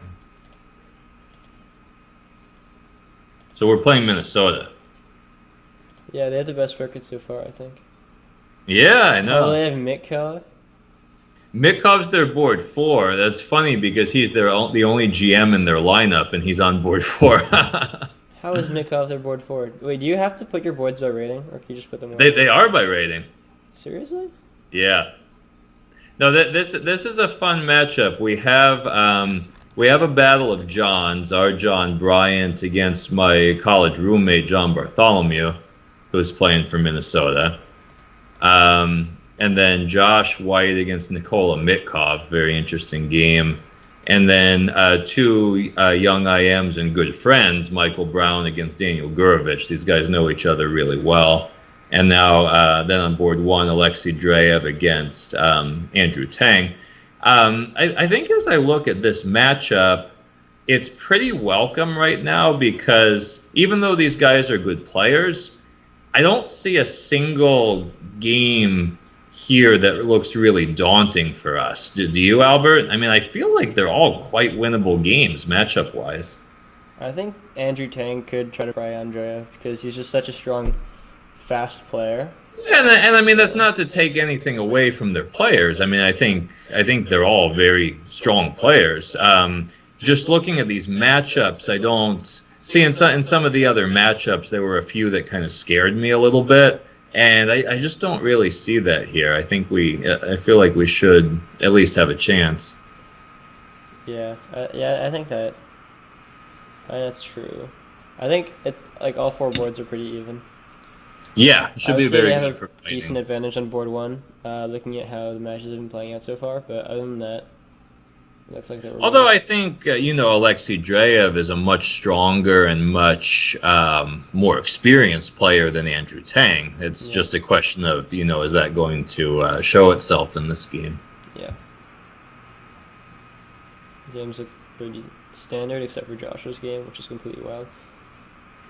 Is that King's Gambit? Do you know how? Is that what it was? I'm not entirely sure how that got there. Or was it a Scotch? I mean, Scotch would usually entail like knight f3, knight c6. Yeah, that's a good Yeah. point. You'd think the knight would be on f3 at some point. Yeah. And it also wasn't a Jobava because the bishop was on c1, so let's just call it a mystery opening for now. Yeah. Has anyone been commenting in the chat, Albert? Anything interesting? No. Huh, interesting. I hope we're live. Yeah. I think we are. Well, it looks like Joshua's like decently well prepared, and what he wants to do is that he kind of has to try to keep the pawn on e5, no matter how hard, just because that's the. If he doesn't have it, then he's just much worse because his pawn structure is bad.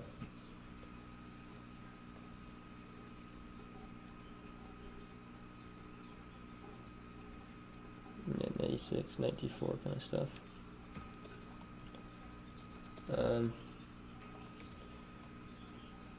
I mean, it looks like we came out fine out of the opening in most of our games. I don't like John Bryan's game yet because Yeah, a his little pieces are a passive. little misplaced kind of stuff. Michael's game against Daniel Gurevich is pretty off balance with black having the queenside majority and white having that central majority. Yeah. Has Andrew Tang played a London system, Andreev? Yeah. Doesn't look very effective though. He got rid of his. He traded off his light squared bishop really early, which is really odd because that's usually the strong one. And the only reason you would ever want to trade off the light squared bishop is if you want to attack the queen side, which he's not doing. So.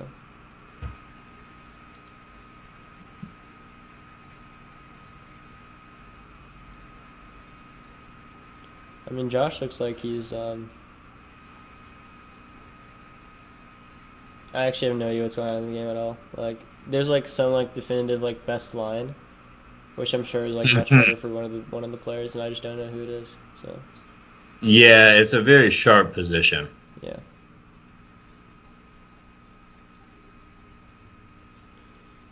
As for the other games. Well, maybe this seems more okay for John Bryant now. It's a more typical isolated pawn position, which I think he's used to. Yeah. And at least now he should have some play with his pieces. Mm-hmm. I'm not sure what the play is, though. I think maybe he wants to go like a6, b5, or maybe just b6 immediately, and then bishop b7, knight e4.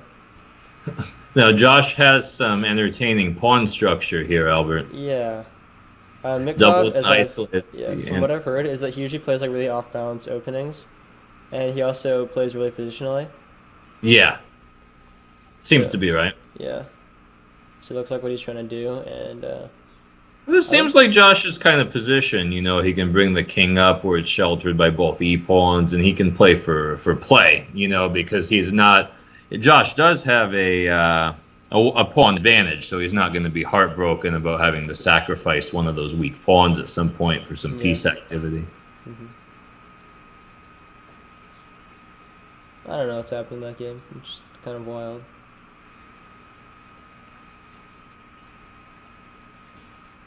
I think all the other games are pretty balanced. And like, honestly, they're like pretty characteristic of what you would expect in these kinds of pawn structures. So I don't really see anything too exciting right now, except for Josh's game. I would like personally. I think that bishop on d7 looks a little misplaced. I don't know what it's supposed to do there. Maybe stop. Yeah, in positions like that, I usually put the bishop on e6. Then I figure at least it guards the pawn, and if they take it, that's probably a blessing. Yeah, it's not a big deal if they take it. And then you can also get, like, if they take it, you can also get, like, bishop d6, and they don't even have the double pawns, or the double bishops. Like, b6, bishop b7 is also usually a good place so that it holds e4. In this position, I think we're just, like, trying to figure out whether or not knight e4 works. Because if he gets a knight e4, that could be, like, an equalizer. It looks like it works. I don't see any, like, major flaws with knight e4. So, I mean, definitely could play that. Dreyev looks like he's threatening knight takes c3. I don't know how dangerous of a threat that is, but... Yeah. 2 minors for a rook is always hard to assess in these kinds of positions. Mm-hmm. But I think that's I don't think it's too big of a threat, just because 2 pieces in the middle game is usually better than a rook and 2 pawns. That's right. Unless Dreyev can really... And Andrew Tang's daring him to go for it. Mm-hmm. But unless Dreyev can really get some activity with his pawns, but no, he didn't really put a lot of thought into it. Yeah, I think they both understand that it's not a very good trade-off for the black pieces. What do you think of the pawn structure in Michael's game against Daniel Gurevich, that kind of cemented yet flexible structure on the queen side? I think it's like advantageous for black. Because, like, although white looks a little scary with, like, the doubling on the d file, it doesn't really do very much. And in like late endgames, the majority on the queen side will be like significantly stronger than the majority on the queen side. That is true. Yeah. And the pawn being fixed on b2 just makes it such a big target.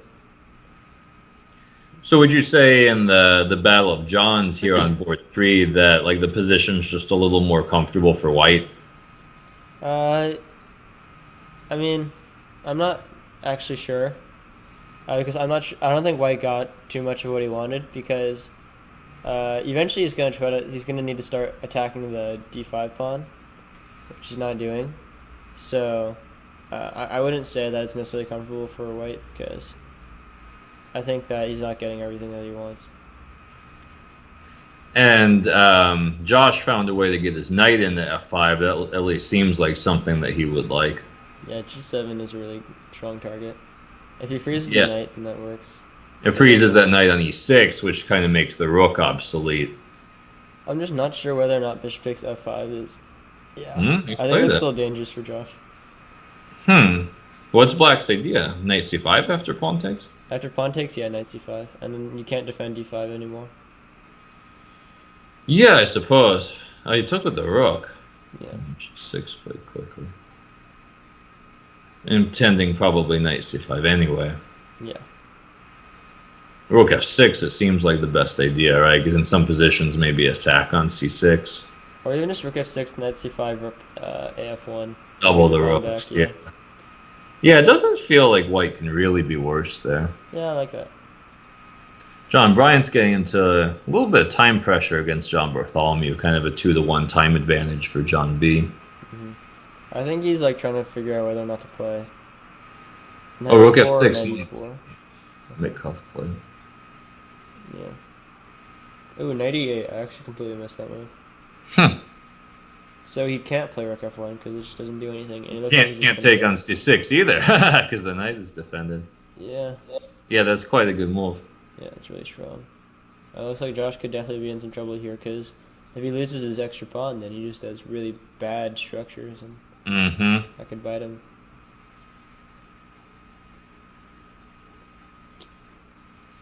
Yeah, I'm starting not to like this very much. Looks like Dreev's trying to play very solid against Andrew Tang, and he's got Andrew eating up a little bit of time. Drev just played e6, and he has very nice knights here. Yeah, I'm going to be right back. Oh, sure. So Andrew Tang's just played Queen e1. Looks like he's trying to play pretty conservative, maybe play for an f3 idea, where he'll play like king h1 and try to bring the bishop through g1 in some situations. That's kind of a common idea in the London. But I'd say that position looks pretty level, and there's not a lot like very exciting going on with it right now. It's going to be kind of a position for tinkering and slow maneuvering. Now on board 2, Michael Brown thought for about 2 minutes there, and then he played h4. Honestly, I'm not quite sure why he played h4, but but maybe he wants to try to grab some space on the king side and play over there. And then Daniel Gurevich, who's played very well for Minnesota this year, has gone queen c8, trying to take advantage of that weak g4 square. John Bartholomew's played queen b2, which makes a lot of sense, stepping off that open file. I worry here about John Bryant's time disadvantage, a very significant time disadvantage. Both these guys are very good blitz players. And, yeah, I feel like Josh certainly has the worst side of it on board 4 now due to his inferior pawn structure. He's going to have to find ample activity to try to make up for his pawn structure deficits. But all in all, not looking very good. But we know that we're going to get some excitement because these games are coming down under 5 minutes. And so we know. There's a cool idea in Josh's position. Rook takes a6. Oh, wow. I didn't see that. Then knight e6 check, right? Yeah, I think it's actually pretty good. After 96? I completely missed 96, actually. Then he would have to take on e6. He has a pawn for the exchange, but it's not good, probably. Oh, but he played it, so. Maybe he missed 96. I'm not sure. I doubt it. He's probably planning to sack the exchange. Yeah. He probably didn't like his position and thinks this will give him a better chance. Which it might, because being down in exchange isn't always a death sentence when the rook and bishop are still on the board. Well, the fact that he hasn't... Whoa, he just resigned? That's very premature. Why didn't he take on e6 and play a little bit? I don't know. I think he was kind of just like struck in by like, oh, I blundered to 96, and then he just like resigned without thinking, I think it's kind of odd. I think that's really bad for our team situation as well. Yeah.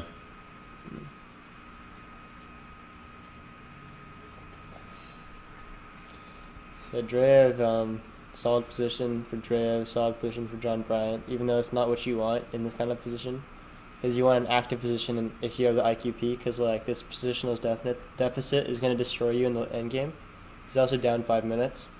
And Michael Brown has a solid position, but the problem with his position as well is that he has a positional deficit because the queenside majority is much stronger than the kingside majority. So, I mean, looks like Drew's starting to do something. Played E5, knight B4, queen B7. Because there's a lot of threats regarding knight takes D5 and knight E7. And so now he's throwing the knight, and he actually has to move it. Yeah, I like Dreyev's position. Yeah, he has a lot of space, a lot of good.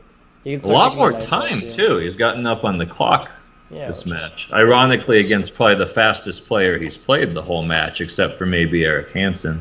Yeah, I think a win for Dreyev could definitely be just as important as doing well on the rest of our boards. So. Absolutely, absolutely. Give him a little bit of a confidence boost. Yeah, getting him back online. And John Bryant is doing very well now. I don't entirely know what happened, but oh yes, well, is he doing well? I mean, he's doing much better than he was doing. Yeah, he has activity. That's true. At the very least, he can take on D4 and. Well, his rook is pinned. Oh, I completely missed that actually. So maybe he needs like G6 or something like that. Yeah. No, I mean I think White is still better, but at least he has a position with some activity to it. Yeah, maybe Queen F6. Yeah, maybe. I guess that's what he's thinking, but he's getting dangerously low on time. Yeah, he did play Queen F6. I think F3 is fine for Black because you can play Bishop F5. It's not. Okay, but what about Queen C8 here? And then I think you have to play Rook takes D4, right? Because of Queen F5. So Queen C8, Rook D4, and then maybe G3. I mean, I think White's better, but it's not over. I mean, Black has chances. Yeah, definitely. Daniel Gurevich also looks just fine against Michael. There are some pieces flying in. Oh, Dreyev just got 2 pieces and a rook for a queen, which is really, really good. 2 pieces and a rook for a queen and 2 pawns. 2 pawns, yeah. But that's generally a really good trade for Black in this middle game. If you can find good squares for all his pieces. Oh, whoa, what's happened here with Knight G5? Is John winning? John Bartholomew winning? It looks like he's just winning. Yeah. Nah, John lost this game, unfortunately.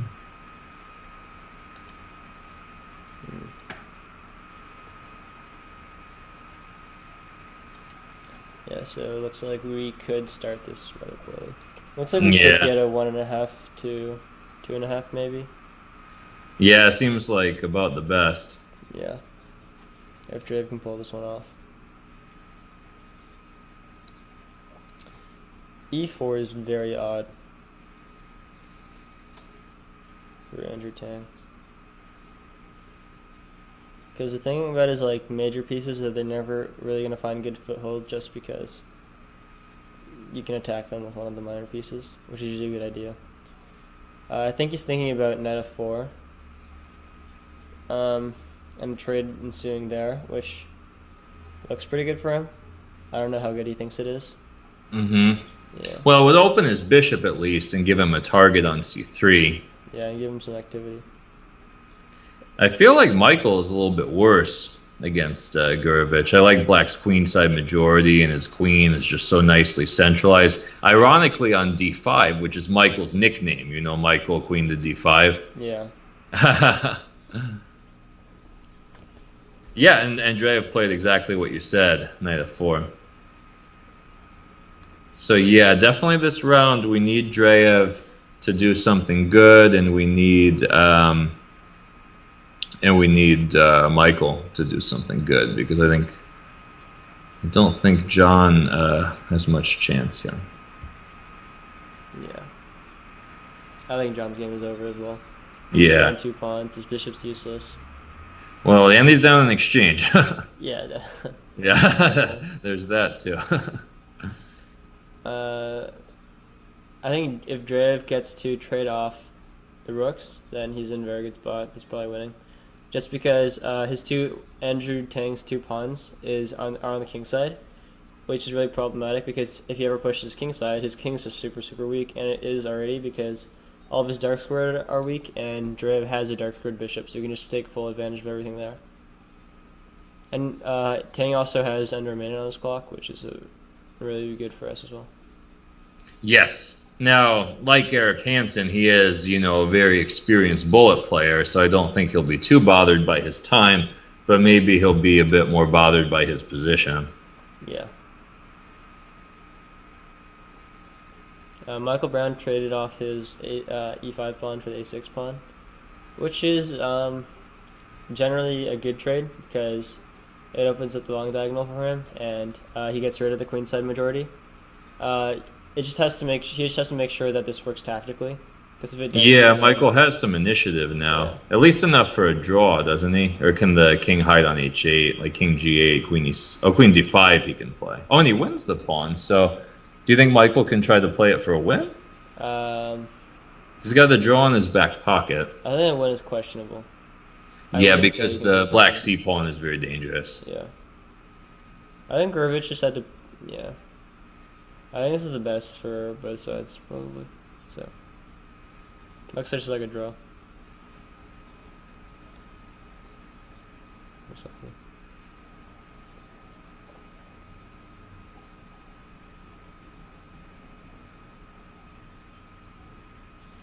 This is a really weird setup where black can go knight d6, knight b5, and then rook d6. And then it's kind of weird because all of his pieces protect each other, and he can eventually find some play. And his king is also really safe and well protected. Yeah, he's gotten white down to just a bare queen, so there's really not much that white can do with the position. Yeah. Hopefully black can organize some kind of checkmate attack against white's king.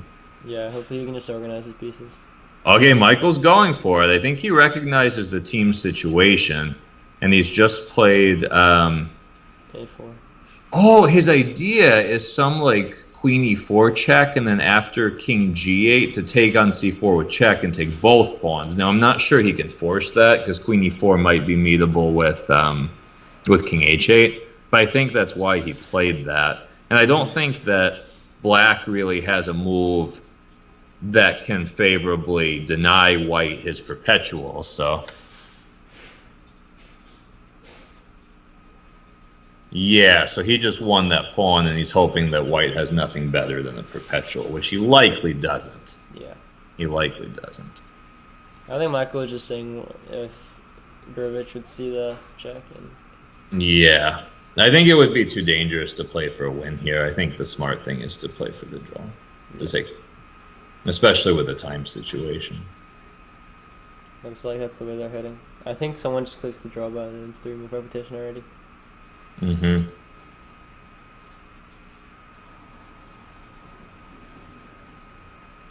Okay, so that was a draw. So definitely we need Dreyev to come through with a win for us here, hopefully. I think it's also a very reasonably easy win as well because so many weaknesses in Andrew Tang's position. Yeah, well, even more now that he just played g4. I think g4 is probably forced as well, yeah. It's a little bit desperate.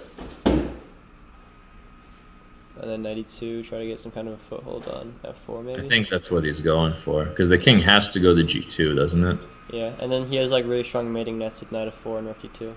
Mm-hmm. I think the one problem is, queen e3, and then it's difficult. You can't play knight f4.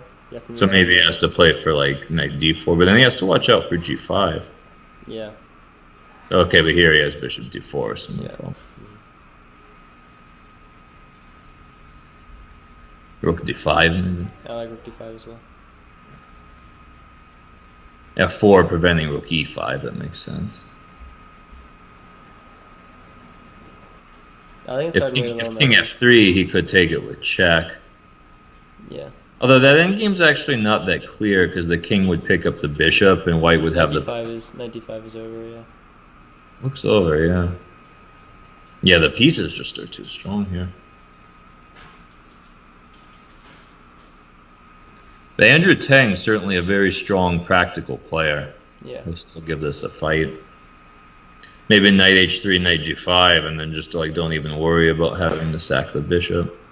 I think maybe he's going for mate. Looks like he's going for mate, but does he have one? I don't know.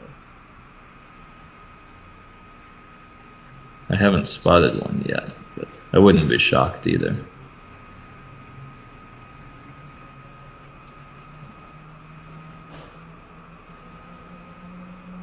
Huh. Oh yeah, knight f2. That's the queen. That's probably. Oh, and well, not quite. I mean, Not any quite. move he plays, right? Yeah. Oh, what about king g1? Because knight e4, queen d4 was my point. That's true. I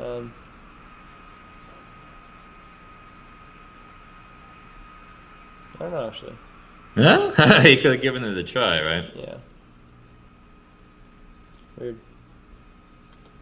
He probably just missed it. Alright, so we managed to hold through and get 1.5 out of this pretty rough match. Can you write the match score, Albert? Yeah, It's definitely. 6 out of 16 is what we have right now. Yeah.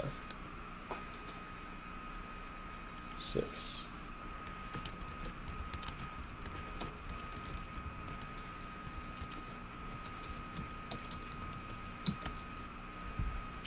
So we're -4 still. So nothing's changed after round 2, which is like okay. There's probably a couple teams, like 1 or 2 teams doing worse than us, but we need a couple of good results. We need to be probably, I'd guess you have to be -1 to get the draw. And I think that's very reasonable for us. We just need to get +3 in our next 4 matches. And I think that's possible. But I mean, some of these games, some of our players are just, they're having a few rough patches, and I think that if they just get together, they'll be perfectly fine. Yeah, I agree. And like Drev just notched his first win as well, and he just definitely outplayed Andrew Tang. So, because it was out of a London system, so there's very little you can do outside of just purely outplaying them and past the opening. I kind of want to see what happened that caused him to lose 2 pieces for the queen, because that's always really Yeah, bad. that was an interesting tactic, wasn't it? Yeah.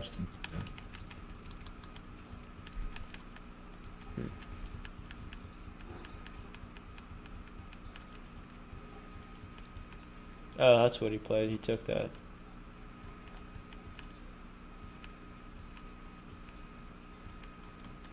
Yeah, that's really weird, because I think Andrew Tang knew that was a resulting position was going to be pretty poor for him.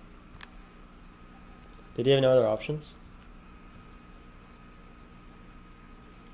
I guess maybe he was just afraid that after some kind of retreating move like 92, after like knight b6 and a5, and he starts kicking white's pieces back, then it's going to be really hard for him because he has like very few squares, and the black's armor just looks kind of menacing. So maybe he was just trying to get some kind of a fighting chance in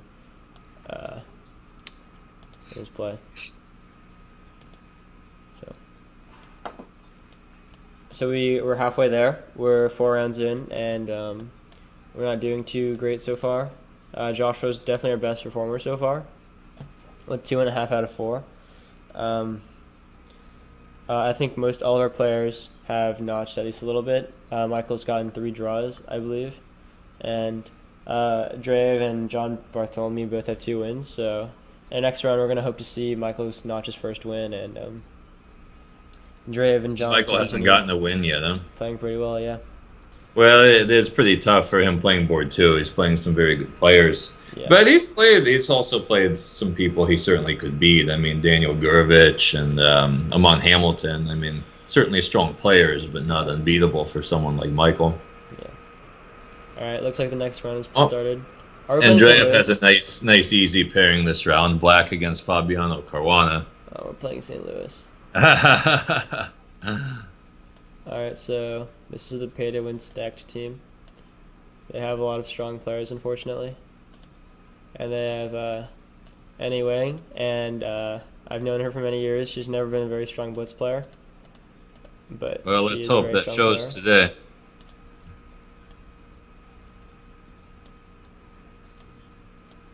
Yeah, on paper, this is by far the strongest team in the competition. But allegedly, They're they only they're have 6.5 out of 16, which is only half a point better than us. So they that definitely is could be shocking. underperforming. Yeah, They are really underperforming. yeah. That is amazing. Oh, Alexi's not there.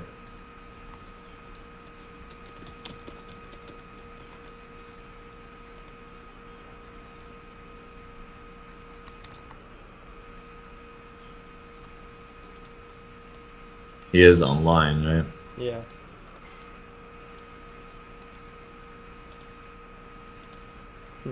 Odd. Bathroom break, maybe? Maybe.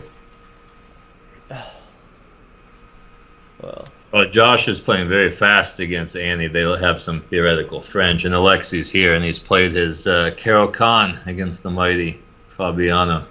disrespecting him with that extra minute. I mean, at recent Blitz events, Fabiano hasn't done very well either, so maybe we could have some chances in the first board. And then he still plays the French, which personally I think it's a mistake because, as you can see, she just has a worse position out of the opening already. White has a lot of kingside opportunities. He can just push his pawns and cause a lot of weaknesses, and Black's bishop's just like really poor. And usually, what Black wants to do is get his knight on c4 and get some pressure on the queen side, but it looks like she's trying to weaken the e5 square and then play knight d7 and try to take it. But I don't think that kind of stuff works usually, because you can just go like knight f3 and it's just. And like even like especially in like a blitz game, it's just not that easy to play for Black usually.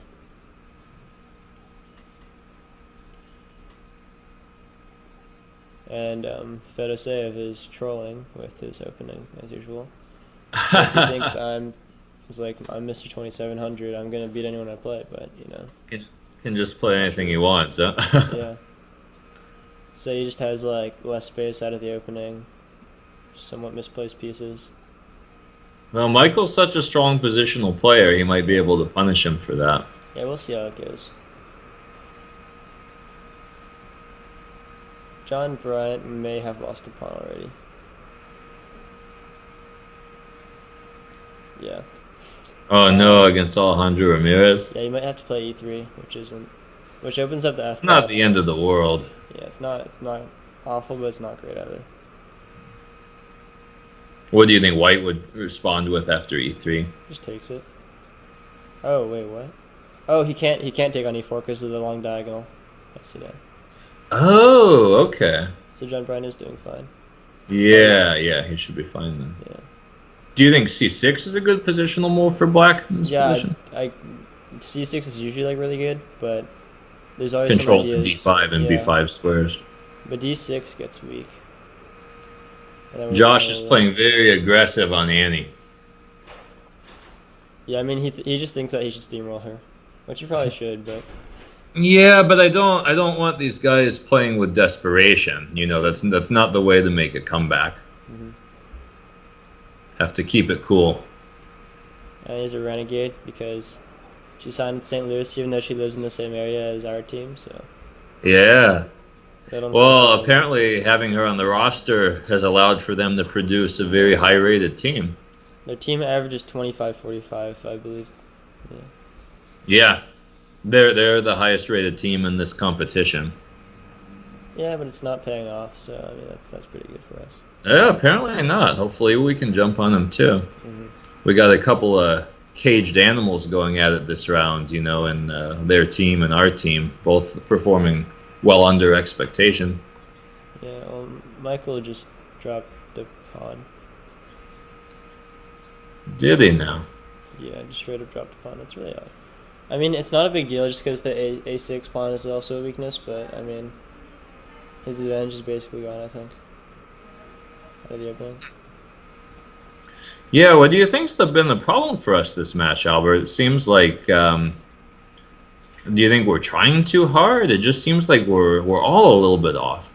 I think Josh is playing a little fast. I think But he often plays fast, and in a Yeah. 10-minute game, you kind of need to play fast, right? Yeah, but like he has like 8 minutes and 37 seconds, and like he's made a lot of like crucial decisions. Like, should I move my king to like F4 or D4? And he just Yeah, spends 10 seconds on it. And I'm I not think entirely he sure. really trusts his intuition in such Yeah. situations, I really which don't is a know good whether way this to can match play. up. He should be a little bit better here because of the structure and the advanced pawn on h6. I think it's just a question of if it'll be enough to win. Yeah, I was gonna say I like King D4 a lot more in that position, just because it allows for Rook F1 and then to swing onto the seventh rank, which is really weak for Annie. Mhm. So I mean I think that he's not playing at peak form right now.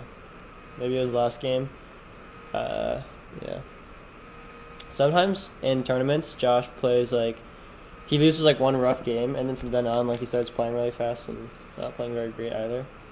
But hopefully this isn't the case here, and he's just really confident about his chances against Annie. Hopefully, I mean, on paper, it's certainly a game that we need Yeah, because definitely. Annie's the only person on their team that's not over 2,600. Yeah. But yeah. I don't know about Annie's decision to surrender the e-file to Josh. Mhm. Now Josh has a nice plan of like g4, g5, and Black can never play g5 because of the h7 pawn. So it looks like and rook e8 is losing. I mean, rook e8, you go g5, trade the rooks, king e5, and resigns, right? Well, I mean So King E6. He has King E6. no king e6 because Oh, the Bishop rook. takes. Wait. G5 first. Oh, So I rook see. I e8, see. I see. g5 immediately, then trade the rooks, then king e5, and then like d5 is falling, g6 is hanging. It's messy. Yeah.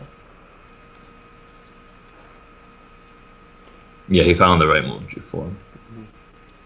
Good idea. Yeah, it looks like we're gonna get a win on the bottom board. Do you know how Annie's been doing so far in this competition? Well, if their team's not doing well, I can't imagine that she's been doing amazingly well. Mm-hmm. So Looks knight like takes. Yeah, it looks like Annie wants to bring his or her rook to E6 or bishop to E6. And then there's always going to be ideas of bishop takes G6 in the future in case. This is a very There's other- unpleasant endgame for black. Mhm. Just run the king in king E6. This looks like I mean king E5. You know. Actually, all my wins over Annie have been rook and bishop endings. Really? Strangely, I lost to Annie the first time we played. I was black and at King's Indian. She played a very nice positional game. And I think we had one crazy draw, and I've gotten a couple wins in rook and bishop endings. I've played Annie like 35 times in like rated tournaments. I think.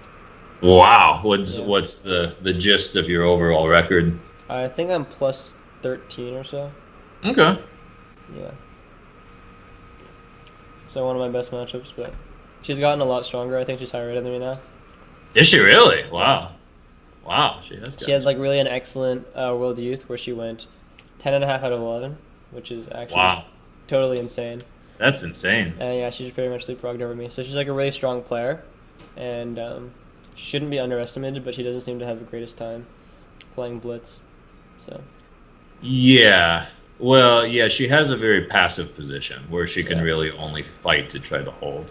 mhm. Josh, I guess, should play King D4 here. Yeah, and then King D4, C3, and then reorganize his bishop, move it to E2, Bishop F3, that kind of stuff. And Mm-hmm. Yeah, black is being tortured. What do you think of board one here, Albert? Fabiano against Dreyev. mm, I don't. There's a lot of stuff going on. Seems favorable for white. I mean, white's very solid here.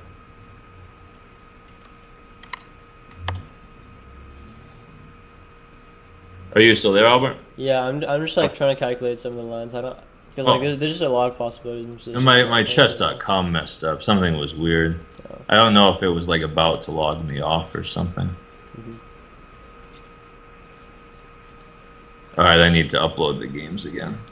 Yeah, it looks like Michael Brown just went down the pawn for nothing.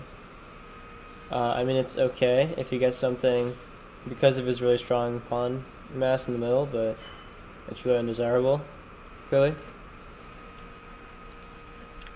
So we'll see how he comes back from that.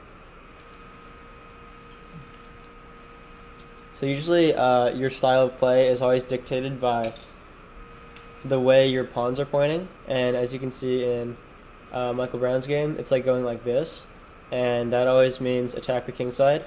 And I don't know if I think Michael Brown's gonna have a lot of trouble attacking the king side because his knight's here and his queen's there. And yeah.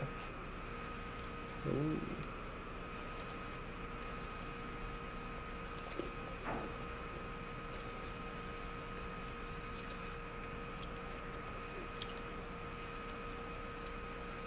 Jared looks like he sacrificed a pawn to get this kind of position, but they're in the end game now. So yeah, he's down a pawn, but maybe he can come up with enough positional compensation to hold.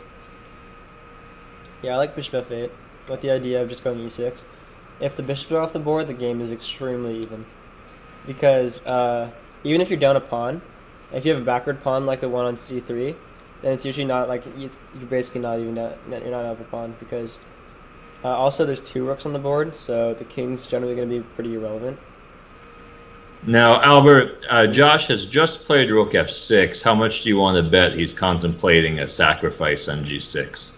It seems like something he would do, doesn't it? Yeah, it's definitely possible. I think it's like it might be winning. I don't know. It might be because the pawns are very advanced. But okay, I like what he's doing though. He's creating a weakness on the opposite side. Yeah, and just like works tactically as well. Because wait, what if he took on a6? Well, it's the threat, right? So black needs to play a5. Oh, take on a6 last move. Yeah. Yeah, did he miss that tactic? I think it worked. No, I think that was like pretty clear too. Yeah, that's not his style to miss something like that. Yeah. Yeah, and he played a5, which is the right move. Yeah. Oh, but now rook e8 doesn't work. That was Josh's point. Rook e8 doesn't work because of bishop b5, so black looks pretty busted here. Yeah, that's true. He just goes bishop b5. Like, I think bishop g8 is pretty much forced. Looks pretty much forced, or bishop b5 comes in. And then he can trade rooks, probably. Can play rook c6, and d5 falls, and it's over. Yeah. Oh, Michael pushed f5. Is he able to maybe get something going on the king side? He has to, but it doesn't look like very much. He gave black a nice square on e6. Yeah, I think his blunder of a pawn is really just going to bite him at the end. Maybe Andreev's okay if he trades rooks and brings out the king. It seems like Fabiano's passed pawn on d5 is targetable. Yeah, I think eventually he can take the pawn on d5, but he's going to have to trade it for the pawn on a5. And then we're going to see if Andreev can hold it against Fabiano, which should be interesting. Yeah, and let's not forget John Bryant's game against Ramirez, a messy game with a lot of stuff on the board right now. Yeah, I have no idea what's happening. Looks like John Bryant is doing very well, though. Yeah, seems like a very comfortable position. His kind of position. He's doing well on time, and he has a good chance to get an initiative. Mm-hmm. And I think black is just lost in Annie's game. Yeah, king d6. Yeah. No, why do you think Andreev played king g7 instead of king f8? I thought he was going to try to rush to d6 there. I think he's rushing to e5.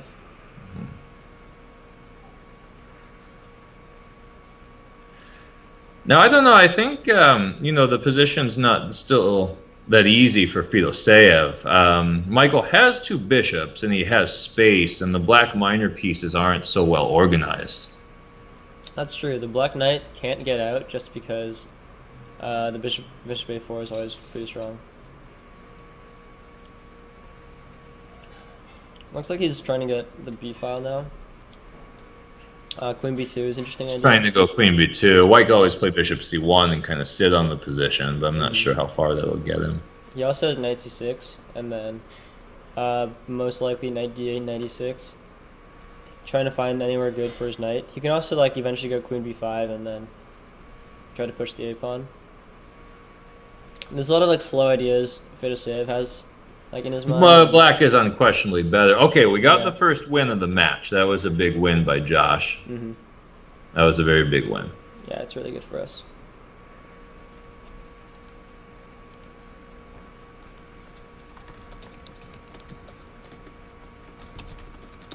And then Dreyev has a really like as we said before. This is just like a classic. There's a pawn on the outside. See if you can convert it as white. Dreyev Yeah, is it's a very technical endgame, a very theoretical endgame. which is a problem because we're playing against top 5 in the world kind of. Yeah, he's probably not too likely to make a mistake. Yeah. But usually when I see this position, it's usually a draw. So. Yeah, it's hard because the pawn on f3 is a weakness, and in order, if white's going to convert this ending to a win, he has to be able to break through with his king. And it's, I mean, now can't Dreyev just take on h5? Because if rook takes and you take on a4, that's holdable. It's a draw. And if pawn takes, then I don't know, maybe you can play f5. Yeah.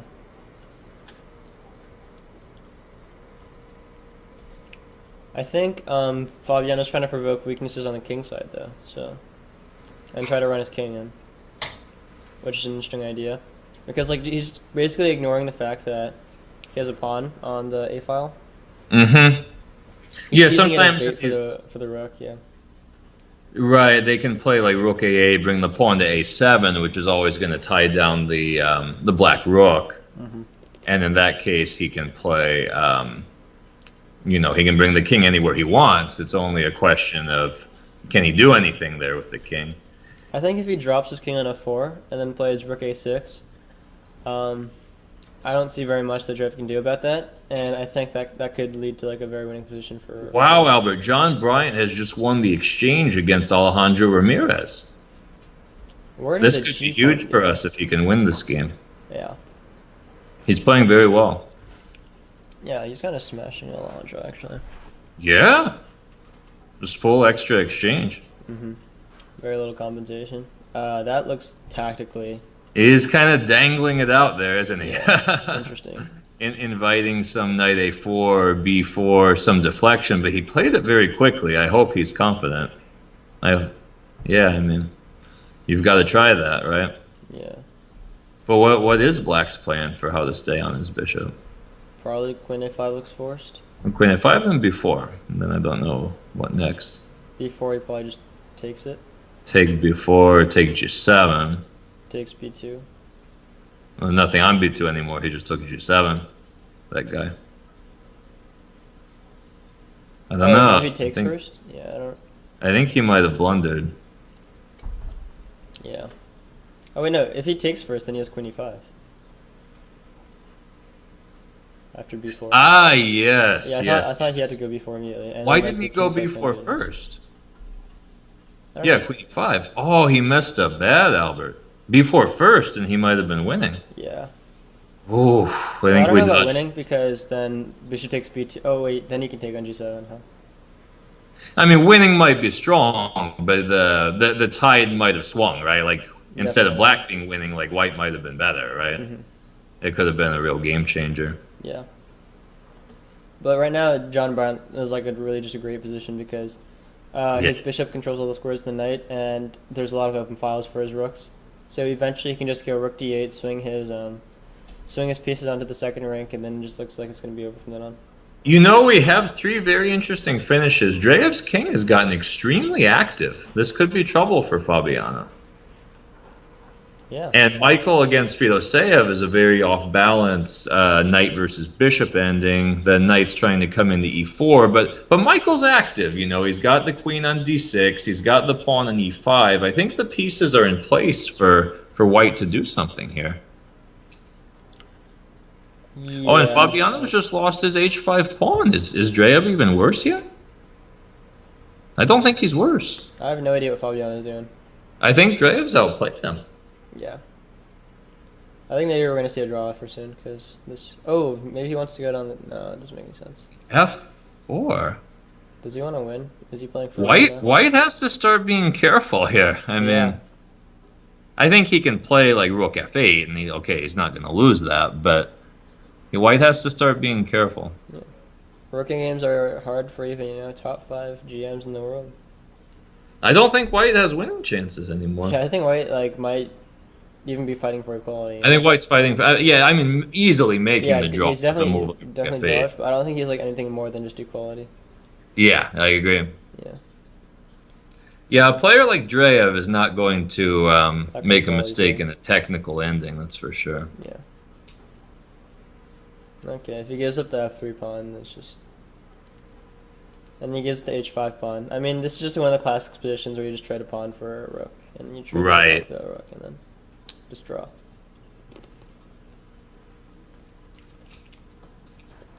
If anybody has a chance for winning, I think Dreyev might have the edge, actually.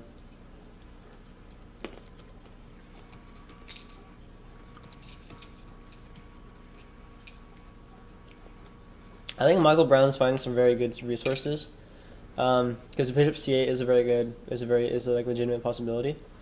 He also has ideas of Bishop D7 blocking the black queen from defending F7, and then H5 Queen E7 attacking F7. Fedoseev is in some real time pressure. Yeah, and I was gonna say after knight E4, you can't play those kinds of moves because E6, and the G8 square is really dangerous. Yeah. Knight F6, yeah. White's threatening mate, but now D5. D5 is just hanging. D5 and then C4, maybe White can play for a win. Yeah. Well, this match is going very well for us. Yeah, it's still intense though, a lot of time pressure stuff. Dreyev's game is totally drawn. Dreyev is not gonna lose. No, that's gonna be a draw. His pawn is too advanced, yeah. Caruana's really trying to cheese him now. Well, and Alejandro is trying to cheese John.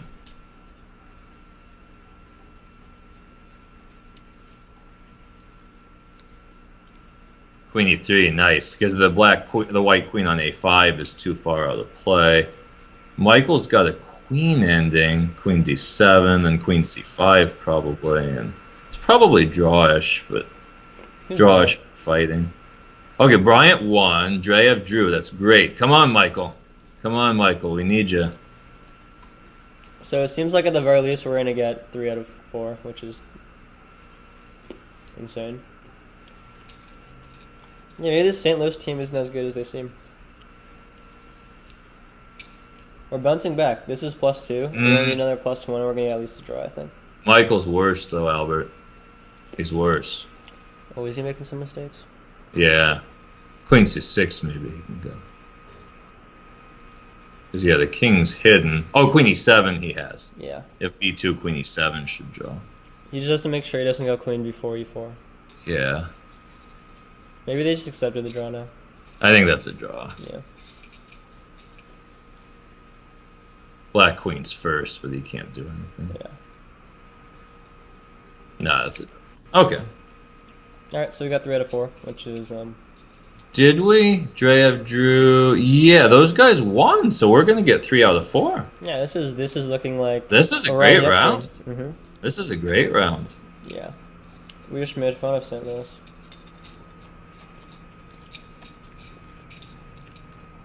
Looks like you can't buy good chess players, can you? Nice.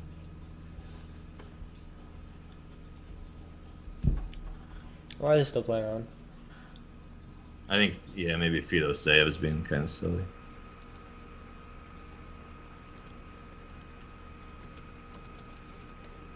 Like, sometimes, like, disrespectful to, like, not resign. Sometimes you just... Sometimes it's disrespectful not to... This is ridiculous.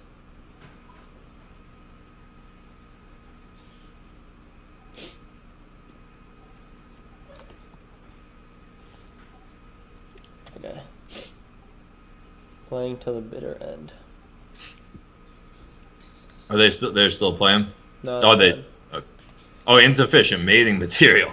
Yeah, they really played till the bitter end. Yeah. Mhm. Well, that was kind of rude.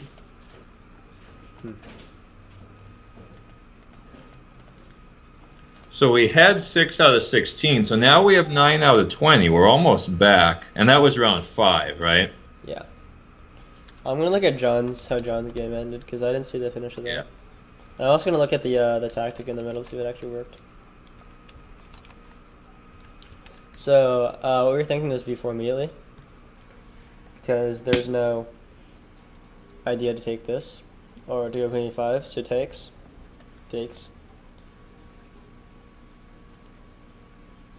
We're trying to see if there is anything. Doesn't look like it. It looks like Alejandro just missed an idea to get back in the game. Because after takes, queen takes c4. That b4 that we were talking about? Yeah. Yeah, he just messed up his move order.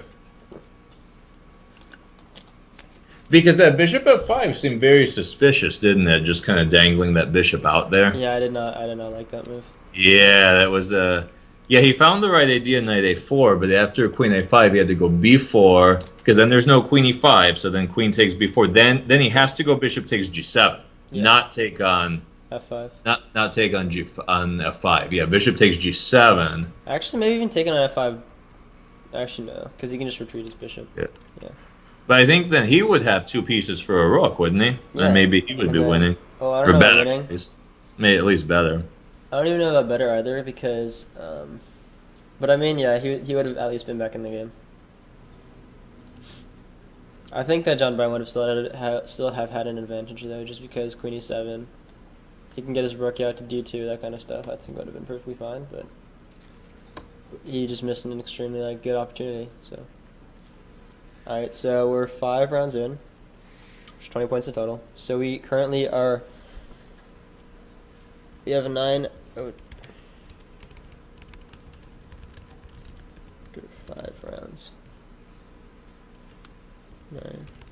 And we should take this time to give another shout out to our sponsor, Dr. Udo Hergis and Hergis Capital Management, the sponsor of the San Diego Surfers. And so if you're interested in investing, Hergis Capital Management is a very strong and reputable investment company. And you should check out their website. And do you still have that, Albert? Yeah. Okay, cool.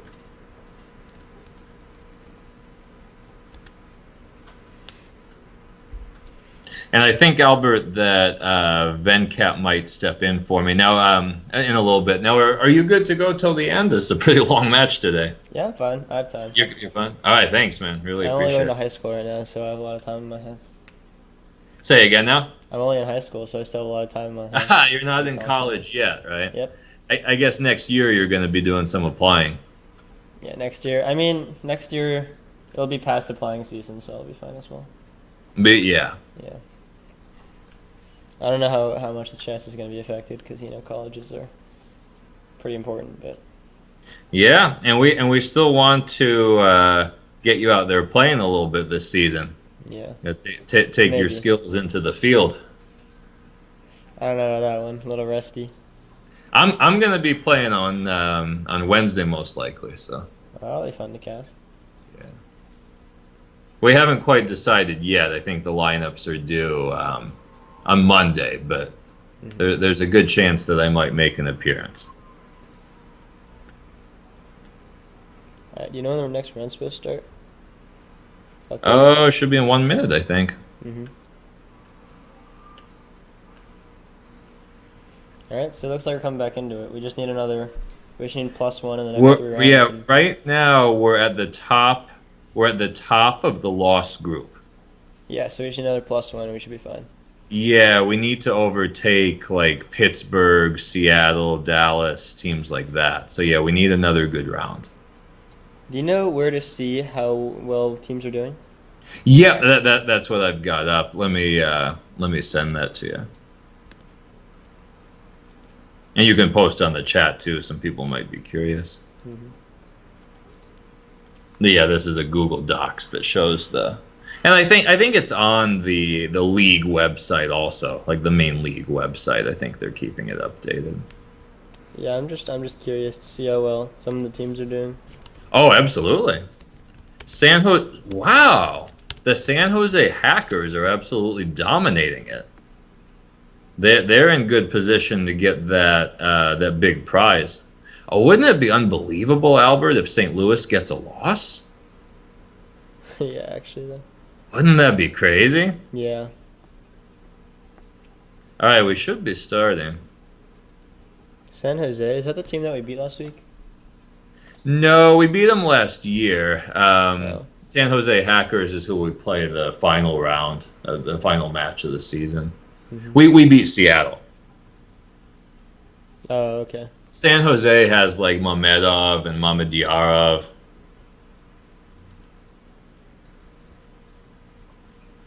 Teams are allowed to use 2 free agents. Yeah. What do we pay to win now? that is true, and this teams are allowed 2 free agents just for Super Saturday. Yeah. Yeah, I'm just gonna post the website where you can see all the results, or not all the results, just the standings right now. How do they have 15.5 out of 20? That is nuts. Insane. That's absolutely nuts.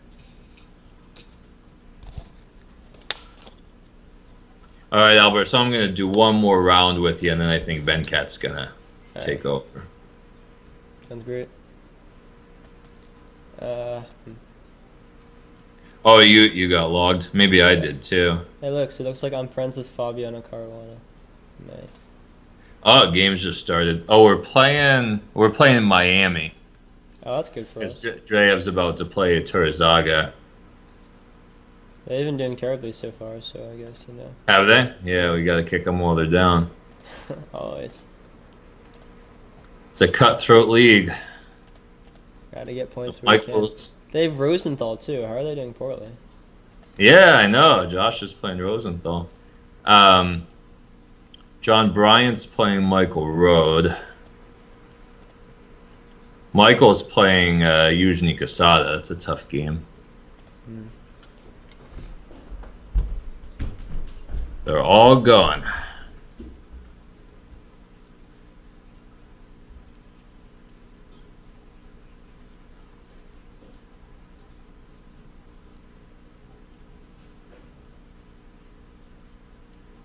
All right. So it looks like Turizaga is playing some kind of hybrid against Dreyev, some double Fianchetto system. I think Dreyev is waking up, though, Albert. He's played a lot better for us the last 2 rounds. Who? Dreyev? Dreyev. Yeah, absolutely. Playing a lot better. And so Michael looks like is that some kind of scotch that he has against Casada? Michael? Mm-hmm. I have no idea what that is. So this is round 6 out of 8. Mm-hmm. So after this round, there's 2 more. Mm-hmm. So John Bryant pulled out his classic Alapin. Oh, it sure looks like it. C3, yeah. He knows this system very well. I used to play this back in the day with E4, C5, Knight F3, and then C3. Oh, I didn't know you ever played E4. Yeah. Actually, yeah, I played E4 for like half of my career until like 2011, yeah. Wow. You were already a big-time D4 player when I came to town. Yeah, because I made the mistake of switching openings right before World Youth, which was just honestly was foolish. It's hard to get used to new openings. Yeah. How many World Youths have you played? 2. Mm-hmm, very nice. Well, it's 2 more than I've played. Well, it looks like Josh Shang is doing very well strategically against Nicky Rosenthal. The key is he has to try to trade dark square bishops, and white's just going to be full of holes. What did Nicky do? You just can't have this kind of a structure, especially in E4, E5 positions. Yeah. It's just like accentuating how weak that 4 square is. Well, we know Nicky's style. He's going to try to play fast and tricky. Yeah. That's what he's very good at. But Josh is pretty good at that himself. So these players are actually they know each other. Have pretty similar styles to each other. Mm-hmm. And Nicky is actually like one of the strongest blitz players I've played against. He's very good. Yeah, Yeah, he's very good, very especially in underrated. fast time controls. Yeah, He beat MVL last year. He beat Bashir Lagrave. yeah. I mean, this He guy's beat got me some one game skills. too. He beat who? He beat me one game. We played twice actually. I beat him the first time, although that game I think maybe he was doing pretty well. And then the second game we played, I was winning, and he found a trick and got and kind of turned the game around. So Yeah, he's a very tricky player. Except in this game, it looks like there's very little tricks. He's just getting smashed, honestly. well, that's the kind of position you need to get him in, where he doesn't have his tricks. Yeah. Trading off the knight, really? What if Yeah, Josh he takes should. it? Yeah. Josh is going to try to play on the king side. Bishop b7, I- bishop g5. Yes. I find with players who are like very tricky, it's usually best if you can get some initiative against them. Like if you can kind of take away their offense, that's usually the best way to play. Oh Let's no, talk- Zaga is playing very aggressive, Andreev. He just played g5. This is a really weird structure. Yeah, it's a really weird game. I don't really know what's going on, honestly. Me neither. I think Drev is trying to get in bishop c3 and then get in knight e5 after g4, because that would pretty much just shut down all of Iturzaga's play if you can just trade off as many pieces as possible. I like knight a4 because he targets c5, and yeah, like you said, he prepares bishop c3, and he prepares b4. That move seems to do a lot to help white's position. Yeah. Yeah, I like b4. So, I mean, when black is playing so aggressively on the king side, you can't give him time. You have to really challenge him, and that's what Dreyev's doing. Mhm. What do you think of John Bryant's game against Michael Rode? As far as I know, king f8 is pretty normal. It's a pretty standard idea. Normal in the French, yeah. Yeah. Although, it's, of course, a Sicilian, but he became a much more It's like French-like French, structure. yeah. I think it's just like pretty standard right now. He's like John Bryant's trying to attack on the king side. Usually doesn't work out, and eventually they're gonna try to attack on they're gonna try to contest the queen side as well. And that's usually a really interesting game to see who has control over the c file over time. And yeah, there's a lot of play for both sides. Knight c4 is always an idea for black. Yeah, for black. And it's usually really difficult for white to attack this kind of a structure. So I like what I'm seeing. Yeah, it is indeed. At least it's kind of hard for black to bring his kingside rook into the game. Mm-hmm. That might be one of the main drawbacks of black's position. It's like Josh is just getting all this activity. Yeah, what is happening to Drev? Because this is looking bad. Because after knight e1, what if he just goes knight takes b4? What can he do about that? Uh-huh. Does he want to maybe... Oh, wow, he's just played knight c5. Okay. Because if takes f3, then bishop takes, and both pieces are hanging. The bishop on b7, the knight on h5. Yeah, that makes a lot of sense. That's very creative. Mm-hmm. So bishop c8, and then what do you think? Probably knight e1, just forced. Yeah, seems like it. But it seems like a really big win to get the bishop off the long diagonal already. And also he's saving the b4 pawn, so. Yeah, it means he's not going to get mated anytime soon, which is a good thing in this position. So Josh just takes the pawn. Classic Josh. Josh wins knight c2, which probably just wins the game. Take the pawn and make white prove something. Yeah. Oh, he's going for it, f4, but you have to be very careful playing this way against Josh, because Josh is not a player who can be intimidated, that's for sure. Yeah, I think knight c2 is lights out. Yeah, threatening to take on e3 and win the house, right? Yeah. So, yeah, I don't really see what he does after knight c2. Yeah. We haven't talked about Michael's game yet. Oh, that's a good point. Not very much, not in detail. Off balance, for sure. Yeah, I have no idea what's going on. It's clearly like there's attacks on both sides, but I don't know whose is stronger because they both look like they're kind of stumped. Yeah, to me it feels maybe a little nicer for white just because he has a little more space, but I don't know. Michael's very good at these positions, and he's good at finding strong resources. Mm-hmm. Yeah, queen e5, and then he's just trying to get a blockade on the dark squares on the king side. Not necessarily a blockade, but like some play. Is there a tactic here? Because it seems really odd to put your queen on g5, or we can just play I know. h4 and stuff. I mean, his name's not Michael Queen to g5. Exactly. That's true, because now h4 and stuff is coming, so it seems quite unpleasant. Yeah, that h4 almost traps the queen. Well, queen g6, but yeah, I mean, it's white has a real domination of the 5th rank right now. Yeah.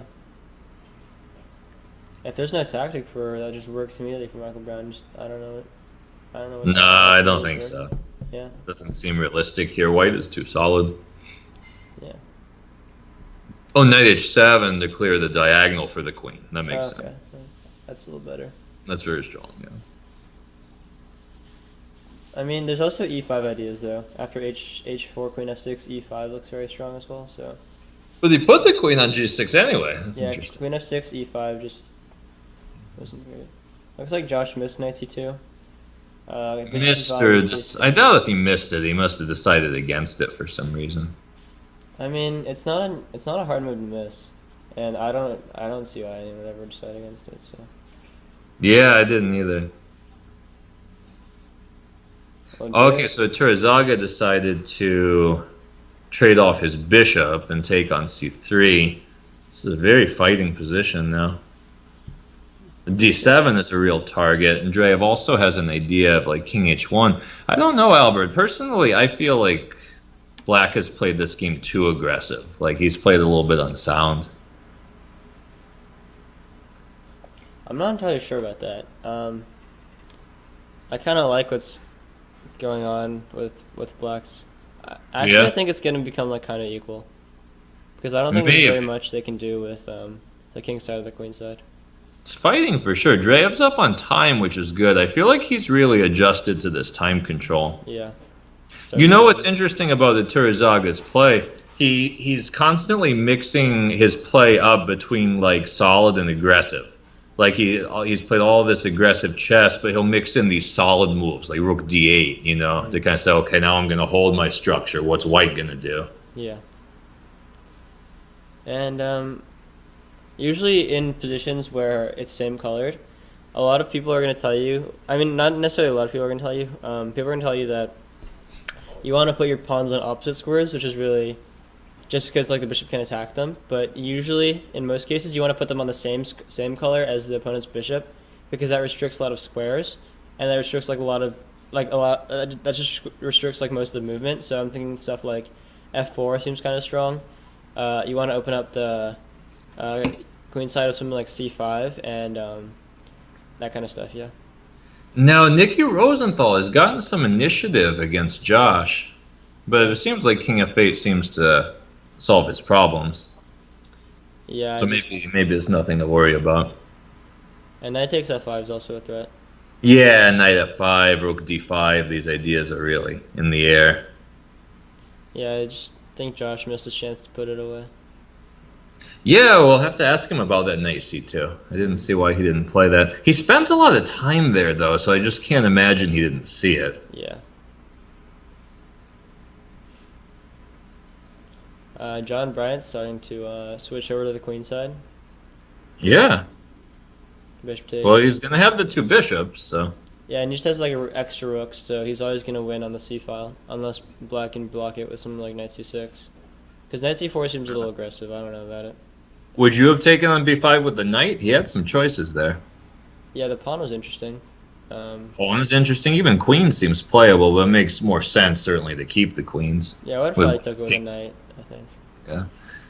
Well, in general, I think I like this better for white. I like white's two bishops here. Can he hold the knight on c4? Like, what happens after, like, rook dc1? Or rook ac1? There you go. We will find out. Looks like it's got to move. I don't really get it. I feel like maybe white's starting to become a little bit better. Maybe he's sacrificing it, so he gets the... Yeah, but is it sound? I'm not sure. I don't know. Not sure I really believe in that. Yeah, I don't like it either. Well, now Casada really tanked. He had a time advantage on Michael, and he gave up a lot of time. He must really sense that this is a critical moment. So John has claimed the pawn, and Dreyev has just pushed c5. I like how Dreyev's gotten his king on h1 and his rook on g1. That makes me feel a lot safer about that game. Oh no, Josh has gone offline.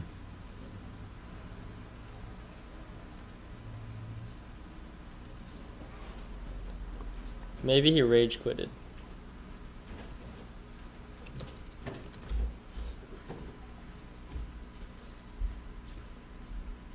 But I think he has some defensive possibilities, because... Yeah, he really... Oh, he's bad. Actually, no. Is this even sound, King h7?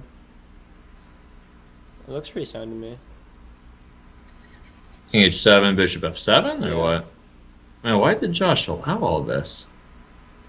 Why didn't he take the bishop on d5? I have no idea what's going on.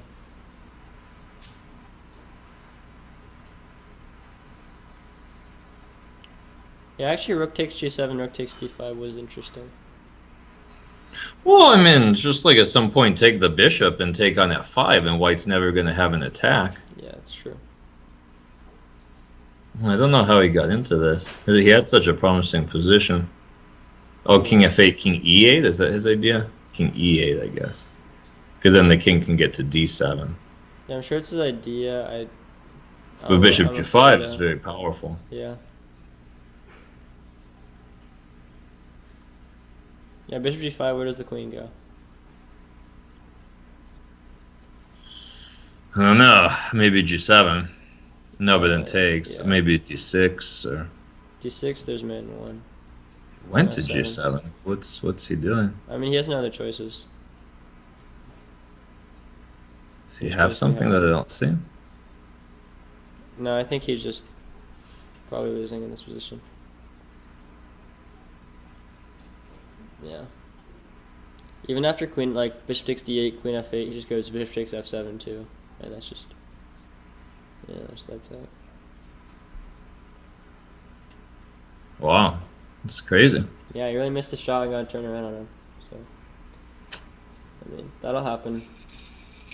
Yeah, I mean, if he loses, that's a very tough result for us. Because that's one that we really, on paper, needed to win. Yeah.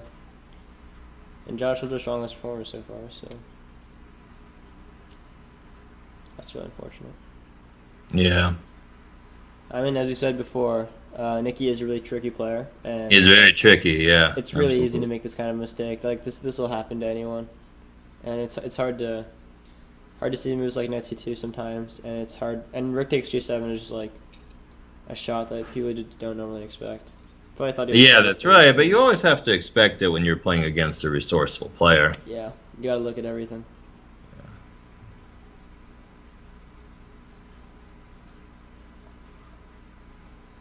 At least Dreyev's game looks pretty equal. Yeah, well, I mean, it's a four game competition, so. Okay, Dreyev's in the end game.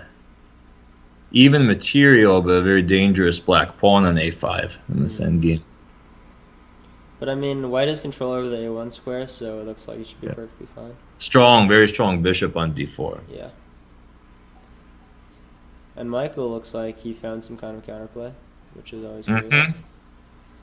And well, in this last round, we got ourselves back into the match, so we have to fight. Ooh my. So Josh has sacked the queen to play Josh for is becoming the resourceful one. some mating nets. Yeah.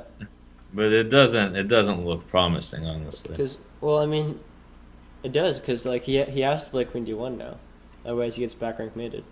Oh, but queen d1, rook f2, And then that's mating too. Wow.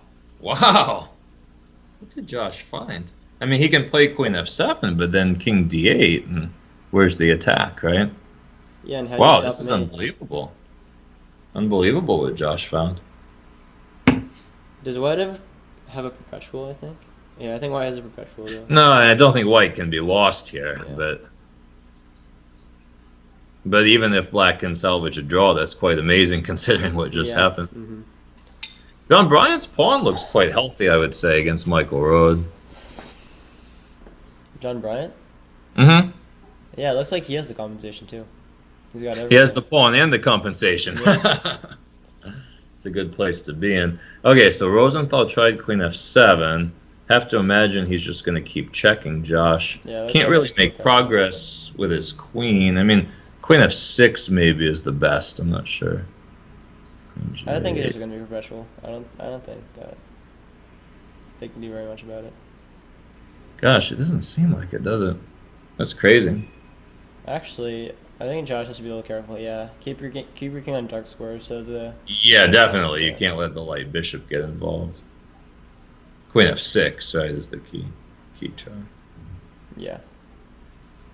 That's also. Ooh, queen h8 because he can't go king c7, so he has to go king d7. But the king can get out on b5, and then White has to be really, really careful about that. Yeah, absolutely. If White Yeah. wants to go that route, and he's getting low on time too. Mhm. No, but I think that works because king c6, queen e8, right? King b7. Oh, that's mate. Is winning. Yeah. Yeah, so he probably just has to take it. Is Well, that terrible? he. Oh yeah, that's true. He has a rook and bishop. Yeah. Yeah. So it's not the end of the world, but Yeah. it's not good. Yeah. Wait. Why? Okay. Why does he just resign? What is he doing? I don't know.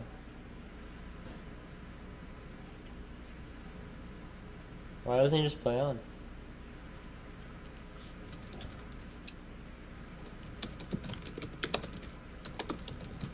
I don't know what he's doing, but he's got. There's a couple of moves he can play. It's just like it's not lost yet. I don't really understand why he resigns.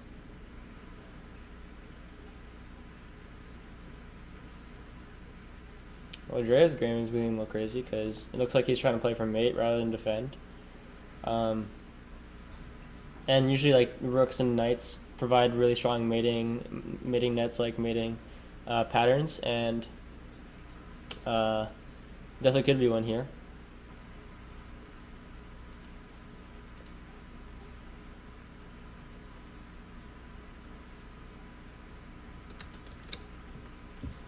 John Bryant looks like he's being held back because his extra pawn is the d4 pawn, which is not a very useful pawn right now, just because it's just blocked by the knight, and there's very little that John can do about it. So he has to find a plan, and I think a possible plan could. I think he's thinking about swinging the queen to b5, and then swinging the rook to a7 maybe to try to take that pawn. He also has to get lift for his king and make sure that there's no back rank possibilities. He also has to make sure that rook c2 and black doesn't get any activity in the c file. But I think overall he has a very strong ability to win. So Michael lost. Yeah. Casada found a mate. All right, so Dreyev has to really put pressure on Iturzaga's time if he can. Do you see Knight of Fate is the clearest threat here? Oops, I clicked off one of the key games. Oh, here's okay. G8 looks very strong, threatening Knight of Fate. H5 might be the only way out, but that's just also. Yeah, I feel like Dreyev's outplaying him, and we really need Yeah. that game. This game looks over because just the mating nets are just so powerful. So he decides to sack the exchange, see if he can get anything. I personally don't think he can get anything. Also, he has 4 seconds left. Yeah. Nice, that was a big win. We needed that win. Now we need John Bryant to really come through. Yeah, so Dre's starting to play out of his mind. 2.5 out of the last 3. He's just Yeah, that was great. yeah, frustrated at the early start, and he just used the frustration to win a few games. Yeah, I think he's waking up as it gets later and later there. I think ooh.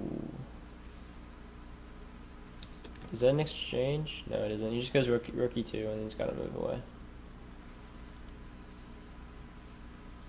Yeah. Nice But try. black has a very strong knight. The Oh, only it's- thing is maybe the Oh. black. Ooh, 93. Shoot. Okay, d5. Wow, This is getting sharp. this is getting crazy. I think John Bryan just played him. Actually, wait, no, he just sacked a pawn. He gave up a pawn, yeah. But he can play on the dark squares. Whoa, what? Oh, queen e7. Well, this Or is queen crazy. f6. Queen f6 then. Yeah. Okay, that's a nice move then. I don't know what's happening. That probably makes a few of us. King H2 is a nice move. John's so good in these time scrambles. Yeah. Looks like it's going to be a draw by the end because both of the minor pieces are so powerful. But oh, that's really good for us. Oh, good, good. Michael flagged. Okay, so we managed to salvage what was like a terrible match situation so far by winning our top 2 boards. So John and Andrea are starting to come online while Josh seems to flounder a little bit. I mean, overall, it was a perfectly fine match because, I mean, it's the best that could have happened really after Josh's loss. So we're pretty happy about this all, and we're still only -2, I believe. Overall, right now we're 11 out of 24. So overall score. So we just need to get like 2.5 out of, or in the next 2 rounds we need to get +1, or like something like 4.5 out of 8, which is very achievable with our roster if Josh gets his head in the game again. No, we shouldn't be too tough on Josh. Josh is a great player, and Yeah, he's done a lot for this team last year and this year, and even in this match. But yeah, it was a little bit hard to watch. That last game, and even, I mean, sometimes people make mistakes, and that is what it is. I've certainly done plenty of that playing for the team. What's a little bit harder for me, though, is early resignations, because to me that just shows lack of fight, which is just unacceptable in team competitions. Mm-hmm.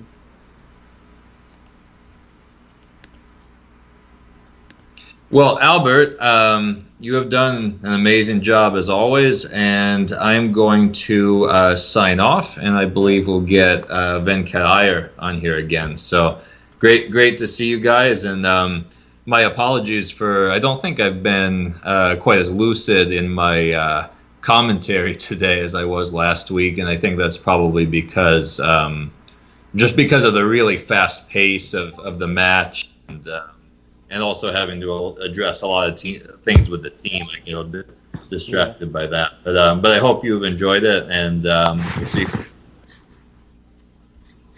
What's up, Keaton? Oh, I guess he just left, huh? Yeah. All right. So. You want me to turn on my video?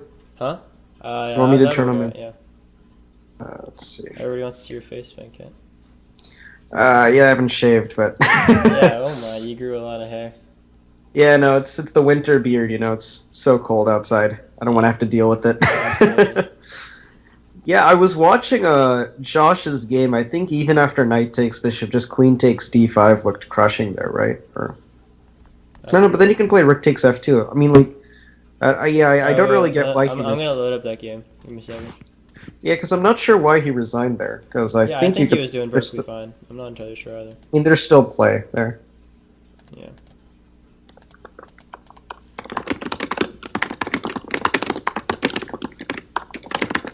So what's the match score at this point? I think you said 11-13. Yeah, I believe so. So are they playing? They're playing different teams each round, right? Yep.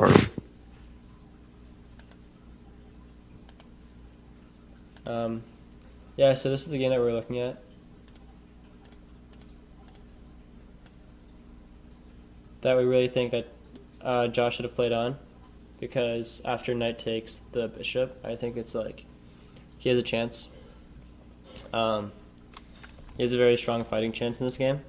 But earlier on, we thought there was a move, knight c2, right here, that would have just ended the game, because if you get rid of this bishop right here, then we have ideas of bishop c5, and the f2 square is really weak, and also the rook's hanging. There's a lot of problems. The rook position, and the bishop's also hanging. I mean, you have to play queen. You have to play queen f3 here. Or queen f3, queen c1, both. And give up the exchange. I don't see what else. I don't think you would take the exchange. You just take the bishop, and then you go something like queen takes f4, or even pawn takes f4, and then white has no attack, and black is just going to destroy with b6, bishop c5, f2 is going to fall. Even someone in the chat suggested bishop c1 instead of queen c1. Should look at that. Bishop c1 instead of queen c1? Yeah. That's an interesting idea. I actually missed that during the commentary. So rook takes, bishop, or after knight c2, bishop c1.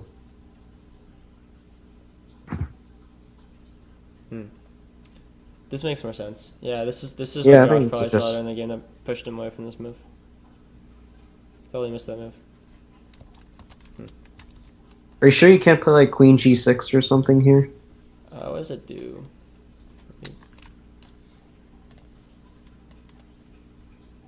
He just runs away, and now we have a lot of hanging pieces, so it doesn't look like it's going to work out. Alright, so, yeah, so it looks like we were just mistaken during the broadcast, which will happen a lot. And then, so next round we're playing Pittsburgh, which is really important just because they're one spot ahead of us, and we're just fighting for beating the middle four teams and getting that half point, because right now we're -2. So if you get like 2.5 half, we're going to be doing perfectly fine. We're going to be doing great, and So what's our really what's our match record so far? You've told me the game record, but match records are irrelevant because everything is so basically they award 6 teams a win. The top 6 teams they give a win. They give 4 teams. They give the middle 4 teams a draw, and they give the bottom 6 teams a win or a loss. Okay, so right now I'm assuming we're somewhere in the middle. Yeah, right now we're at the very top of the bottom because we have 11 out of 24. And then Pittsburgh, which is the next team we're about to play, right now has 11.5 out of 24. So if we get so like we need to 2.5, win this one. Yeah, so basically the next match matters a lot, and we just need to pull through with a +1 record in the last 2 rounds. So what's Pittsburgh's lineup?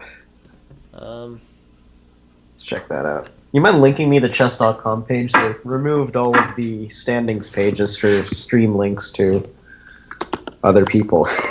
yeah, I'm gonna put it in the chat. In the Twitch chat, yeah. So basically there's on this website you can see a lot of things. You can see the current standings. You can see who's on everyone's team. It's basically on the top. There's a lot of spreadsheets, and you just click on everything. I'm not entirely sure what ugly data is, but no ugly data. Let's see. It's just the data. All right. So Seattle's the team we beat Wednesday.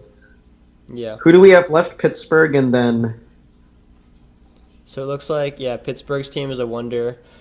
Twanmin Lee, Tolia Shetty, and Boris Afal. So they have a pretty strong, very young strong, team. very young lineup. Yeah. Kind of like ours. So is Pittsburgh the last round, or is Buenos Aires the last round? Because it's. I think Buenos Aires is the last round.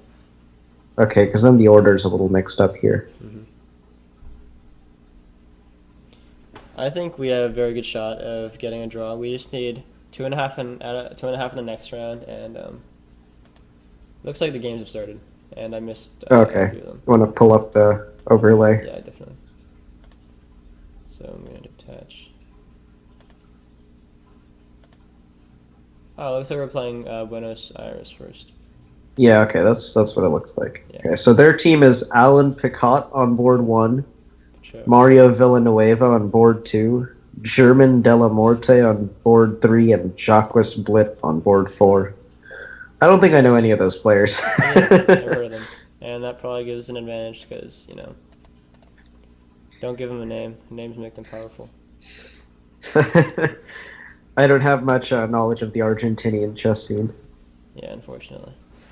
I speak Spanish. I take Spanish. Looks like we're pretty big rating favorites on a lot of boards. So it's just because you can look at like Drave 2177. These are just their blitz ratings, not their actual. That's blitz rating. Okay. I'm sure they have a very strong team. So. Yeah. Plus in 15 minutes, 10 minutes, anything can really happen. Yeah. Michael Brown's got a decent position out of the opening. Michael's gotten a very typical opening position of him. He should be pressing for like the next 30 moves. Yeah. Andreev, it looks like a semi-Slav, but both sides are playing pretty conservatively there. Yeah. A big consideration is Pittsburgh will probably play not to lose on a couple of boards, so you mean they need to Buenos early. Aires, or Buenos Aires, yeah. Josh looks like he's coming out of the gate just swinging. I don't know if this is theory or not. So right Good now, Buenos position Aires for him. is in a very poor position. They only have 7.5 out of 24. So basically, they've won one in every 3 games, which is honestly just awful. So they might either be looking to cut their losses, or, I mean, everybody's just got to start playing for the win in every single board if they want a fighting chance at getting a draw. So, So is Josh playing Theory right now, or because he's I mean, blitzed looks like out he's like out of theory, but it looks like he has a very good position. So, he's blitzed out like 10 moves in a row. It looks yeah, but almost he has 8 crushing minutes for and me 42 already. seconds, so he's already down a minute. And knowing Josh, he would play every move in a second if he could. Yeah, I mean, I was always the same way too. He's Yeah. just better. uh, but yeah, honestly, this looks really, really, really strong for white already. I mean, Black's king stuck in the center. You're gonna castle queenside. You get to hit the D pawn for free. Yeah. Like- Mhm. Yeah. Other than that, there's not too much going on in the other games. Michael Brown's game is Seems- just like it's going to be a positional just slugfest. He traded off his. I mean, they were both bad bishops, so they just both traded off bad bishops. F5 is always an interesting consideration for black. It doesn't have as much bite as it usually would because most of the pieces have already been traded off the board, and that's usually like a King's Indian type idea. And in these King's Indian types ideas, you need the light squared bishop, which you don't have. And I mean, the problem is it just seems like Black can play Queen A8 and make the game really drawish really fast. So I mean, white doesn't have to trade. He can just go Queen B2. So that's true. And then Rook A1 comes with tempo. yeah, or he could just play like Knight B5 and attack the C7. Yeah, and plus Knight Knight B5 is strong. The Black Bishop is not the best piece in that endgame. So Yeah, even right now it's pretty poor just because it's blocked off by the E5 pawn. yeah, you definitely want the 2 knights there. Yeah. Let's see. I don't know what opening John Bryant's game is, but it looks pretty tense. Looks But like I a don't see Rui. much. Looks like a pretty classic Rui. Yeah, that's why I wouldn't know it. Yeah.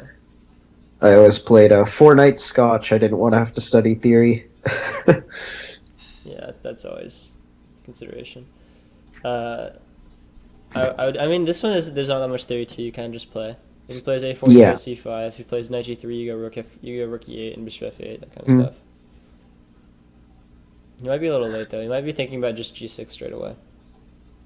Which is Right. also a possibility. It's not always as great. Yeah, as I pushing think H6. G6 is the best move. It has to be like just avoiding the whole Knight F5 nonsense. Yeah, like the problem with G6 sometimes is that they can get in Bishop H6 and then Queen D2, Queen G5, and Knight F5 kind of stuff, and it gets a little scary.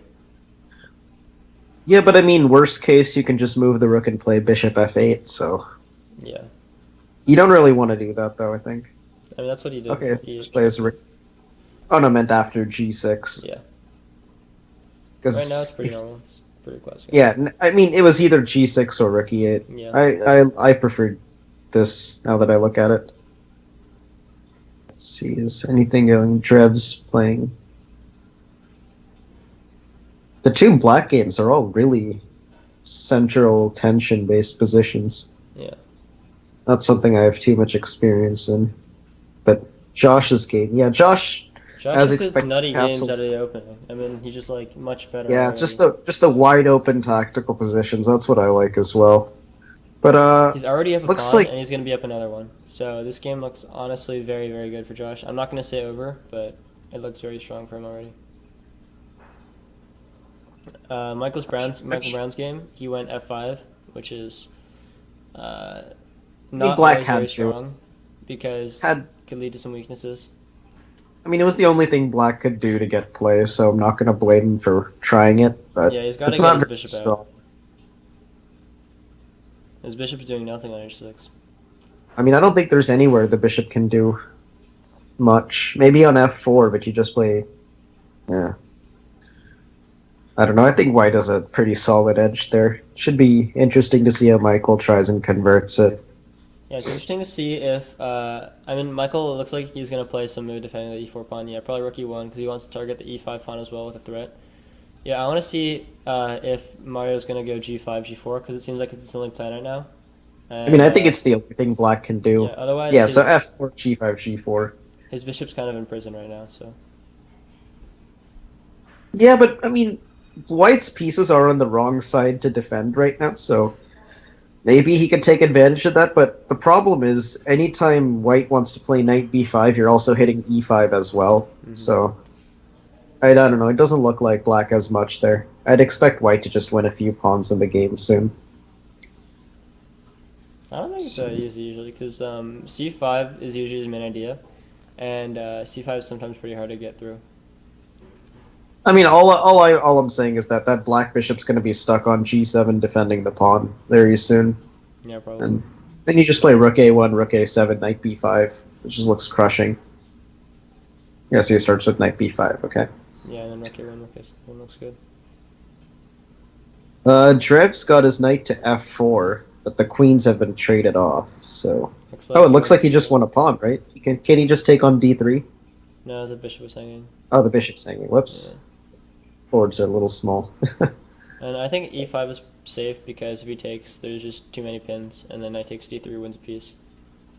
And if he doesn't take, then he might actually have to play d4 here. I think d4. Actually, no, d4 could also be bad because black has ideas of f5, e4 after that, which gives him a really strong I piece didn't advantage see and a lot of, that. power. Yeah, I thought d4 was coming for sure, but yeah, I like f5 a lot after that. Yeah. You can even go f5, e4, like knight d3, and things just start going downhill. Well, Joshua thinks he found a shot. Instead of taking the pawn on d6, he thinks bishop h3, which does have a lot of merit because. I mean, it keeps the king in the center, keeps the queens on the board, and I'm sure he prefers that to just taking 2 pawns and trading off. Yeah. Plus, he can always take d6. There's no way to defend it. Yeah, it's just like insurance.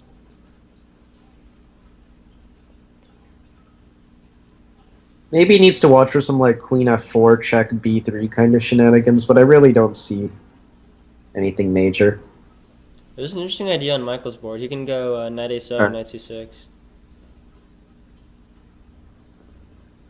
And then I think knight a7 kind of forces knight d7 because you have to defend the e5 pawn, otherwise you just lose. Yeah.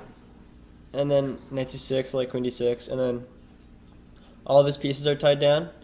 And then you can start thinking about how to get c5 in, which I think should be like game winning. Yeah, I think that's pretty strong. I also still think rook a7 is really strong, but or rook a1, rook a7 is really strong, but you can't do it just yet. So. Well, some interesting things have happened on Josh's and Drew's boards. Yeah, b3 was the only shot there for white or for black. So I'm sure Josh saw this. What he is. Yep. Michael's playing knight a7. Good call on that. Alan decided to sack a rook, sack an exchange in this position. I'm not sure about the compensation because the pawn on d4 is not very strong, but he does have some control over the open files, which is what you want to have if you sack an exchange. I like that exchange sack a lot, but not against someone like Drev, who I think can handle this like mild d-pawn pressure really well. But it might have been objectively best rather than, dealing with f5, e4 kind of stuff. Mm-hmm. Because after all, the knights are really strong, and black only has 1 bishop. Okay, and he traded it off. Yeah, I think that was... Would you take with the pawn here or the knight? I like pawn takes personally, but... I think pawn takes might have been a death sentence. Because you open the d file now too, and the e pawn's never going anywhere. So. Well, I mean, you free up d4 for the knight. That was the biggest thing for me. I think the knight does a lot more on d4. I mean, knight d4 and knight d3 lose a piece, right? Well, like not immediately, but yeah, I think you might have been. I don't know. I can go either way on it. The isolated pawn makes it hard to play white's position. Yeah, Josh's find has been nice shots. Knight b4 is a nice move. You can't take it because a8's hanging. You can't leave it b because bishop takes d7 is a really strong threat. Like, for example, if you took on a7. So bishop takes... Or b takes a2 has to be played here, yeah, right? B takes just a2, bishop takes d7 is game over. d7? Yeah. Oh, that's nice. So I'm not entirely sure what you can do right now.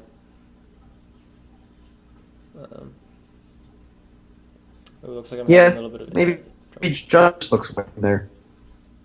And Michael doing typical Michael things. Every one of his pieces is just perfectly placed there. Alright, so it looks like my internet troubles are gone, but Yeah, I think it's a Twitch problem because Twitch is lagging for me too.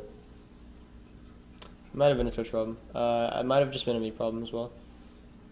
Michael decided to trade off a rook, and now he just like it's just a game to see whether or not he can break through. Okay, 'cause so you are he right. can't ever. After D takes E5 and Rook D8, Alexei just won. So, He just resigned.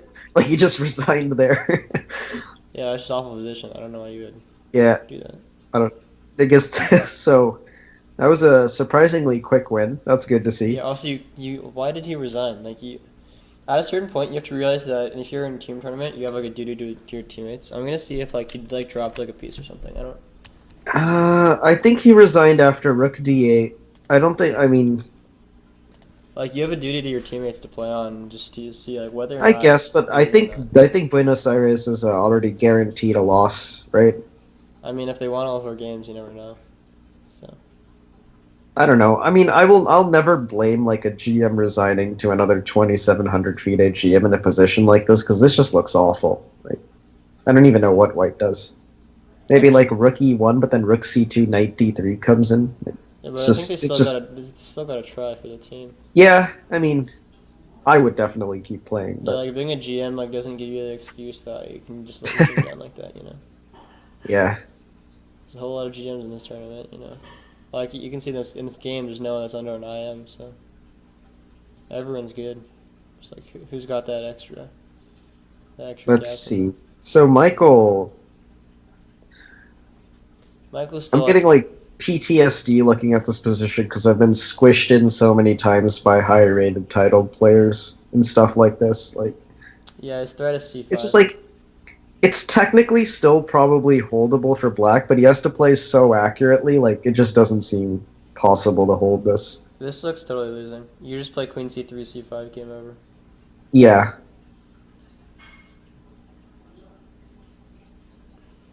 Yeah. Yeah, after Queen C3, I don't see anything for black. Ooh, does Looks Josh have anything like concrete right now? I mean, there's two kinds of people in all these types of positions. There's the type that, try to work out every single combination. There's the type who'll just try and, if they see a move then they think it's right, they'll play it. Like, I tend to be in that camp. Or I definitely 100% in that camp, but it lends itself well to short time controls, and I'm sure Josh thinks sort of that way too. Yeah, I think He's not Josh afraid to just- yeah. He's not afraid to play something because it feels right. Oh, and looks like... Okay, A3, yeah, that's really strong. No reason to give B takes A2.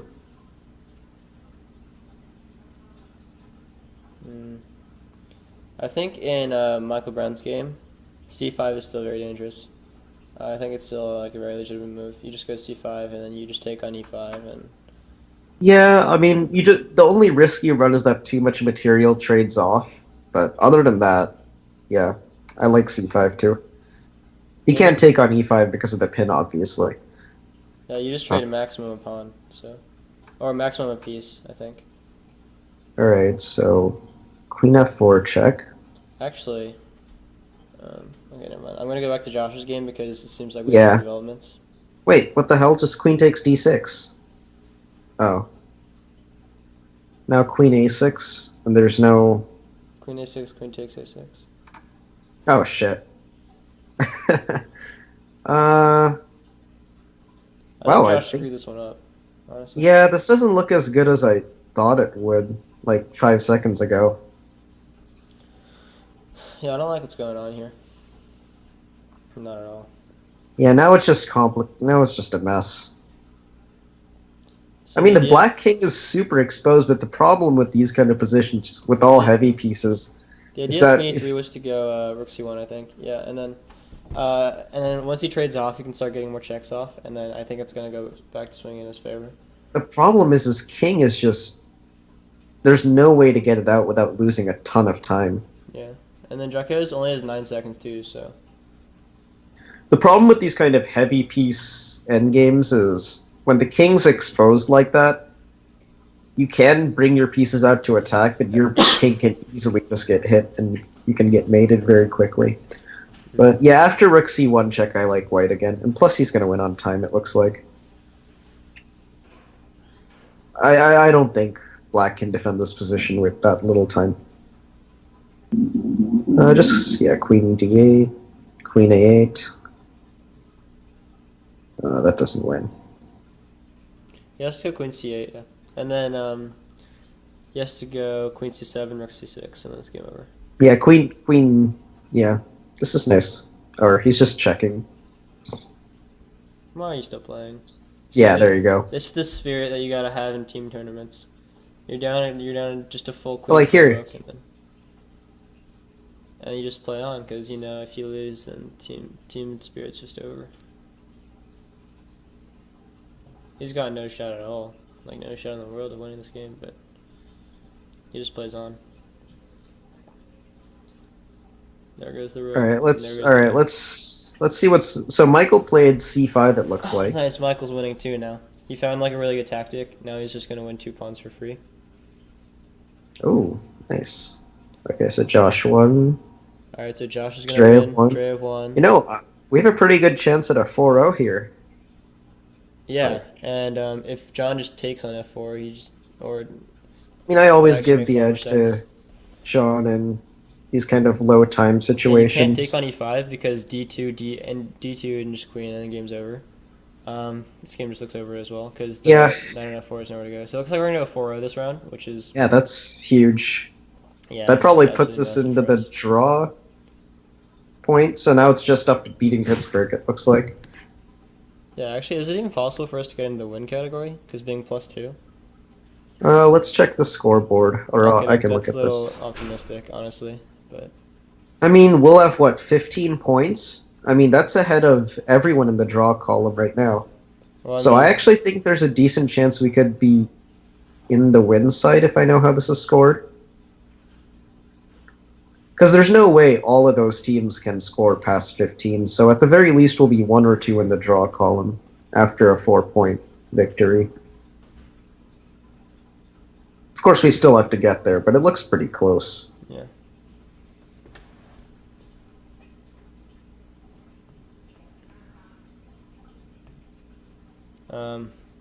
Michael, it looks like the only problem with this game is that it's a little technical, and after e5, Black would have ideas of knight f5, knight h4, which is a little scary. Yeah. That's always the problem. Like, knights are a little tricky, but his technique is extremely solid, so even with 30 seconds, there's an increment, right? There's like a 2-second increment. Yeah, 2-second increment. Yeah, he should be fine. John just takes all the pawns and then starts laughing because there's not that much that German can do.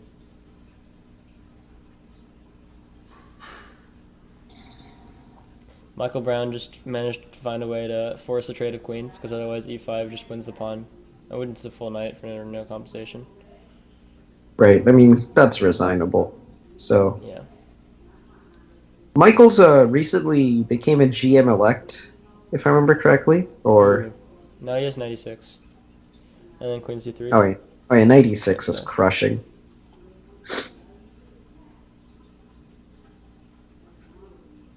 Queen f3, queen e5, sure. I like queen e5 more, but I don't think it's necessary. Maybe even just e5 is. Okay. Why did John just give the f4 pawn? All of a sudden, John's game doesn't look like such a free win. Yeah, this is actually not an easy game to convert. I mean, I don't even think you can convert it after the queen trade. I originally believed that he would have an extra pawn, but he doesn't anymore. So it's actually not an easy game. It's usually like 50-50 whether or not you convert. I mean, with the time situation, yeah, I'd say it's basically a... But I mean, like, white... I mean, black can't really lose this game, so that's the positive. Mm-hmm. But I don't really see how he wins just yet. Yeah, I mean, I don't see his plan either. I think maybe he's going to sack a piece for 2 pawns, and that might be enough, but... I mean, if he can sack the knight for g2 and f3, I think that's strong, but... Oh, that can't work, can it? There's no way that's gonna work. You can't Okay. trade that many pawns off. That's exactly This- what white wants to do. I mean, we might get to see a knight bishop mate. I mean that's extremely optimistic for John. Because in these positions, if you're the one defending, trade as many pawns as possible. Easier to win with less pawns, or easier to draw with less pawns. John did that for him, so this looks like a pretty simple draw for German now. Which is unfortunate for us, but we had an extremely good match. Right now we're 3-0. Most likely going to be 3.5. I mean, it's great to Yeah. back, even if My internet's a little wonky, apparently. I mean, my internet will do that every once in a while. But I mean, we're gonna be squarely like near the top of the draw pile, so like we seem to be pretty secure in getting a draw, which is very fine for us because we were -4 starting in the first 2 matches. So it's a very good result for us, and we'll take it. oh, he's still playing it. Oh, they're Actually, still playing. What do they do? you know what? I'm starting to. I mean, rook takes d5 is just yeah, that's a draw. Please stop playing. Oh, I think Twitch was lagging for me. No, I think it's by my internet. John Bryant's now This is the playing. kind of stuff King- I don't like. I don't know why they're still playing. It's just totally unnecessary. Yeah, like this is just. Just banter.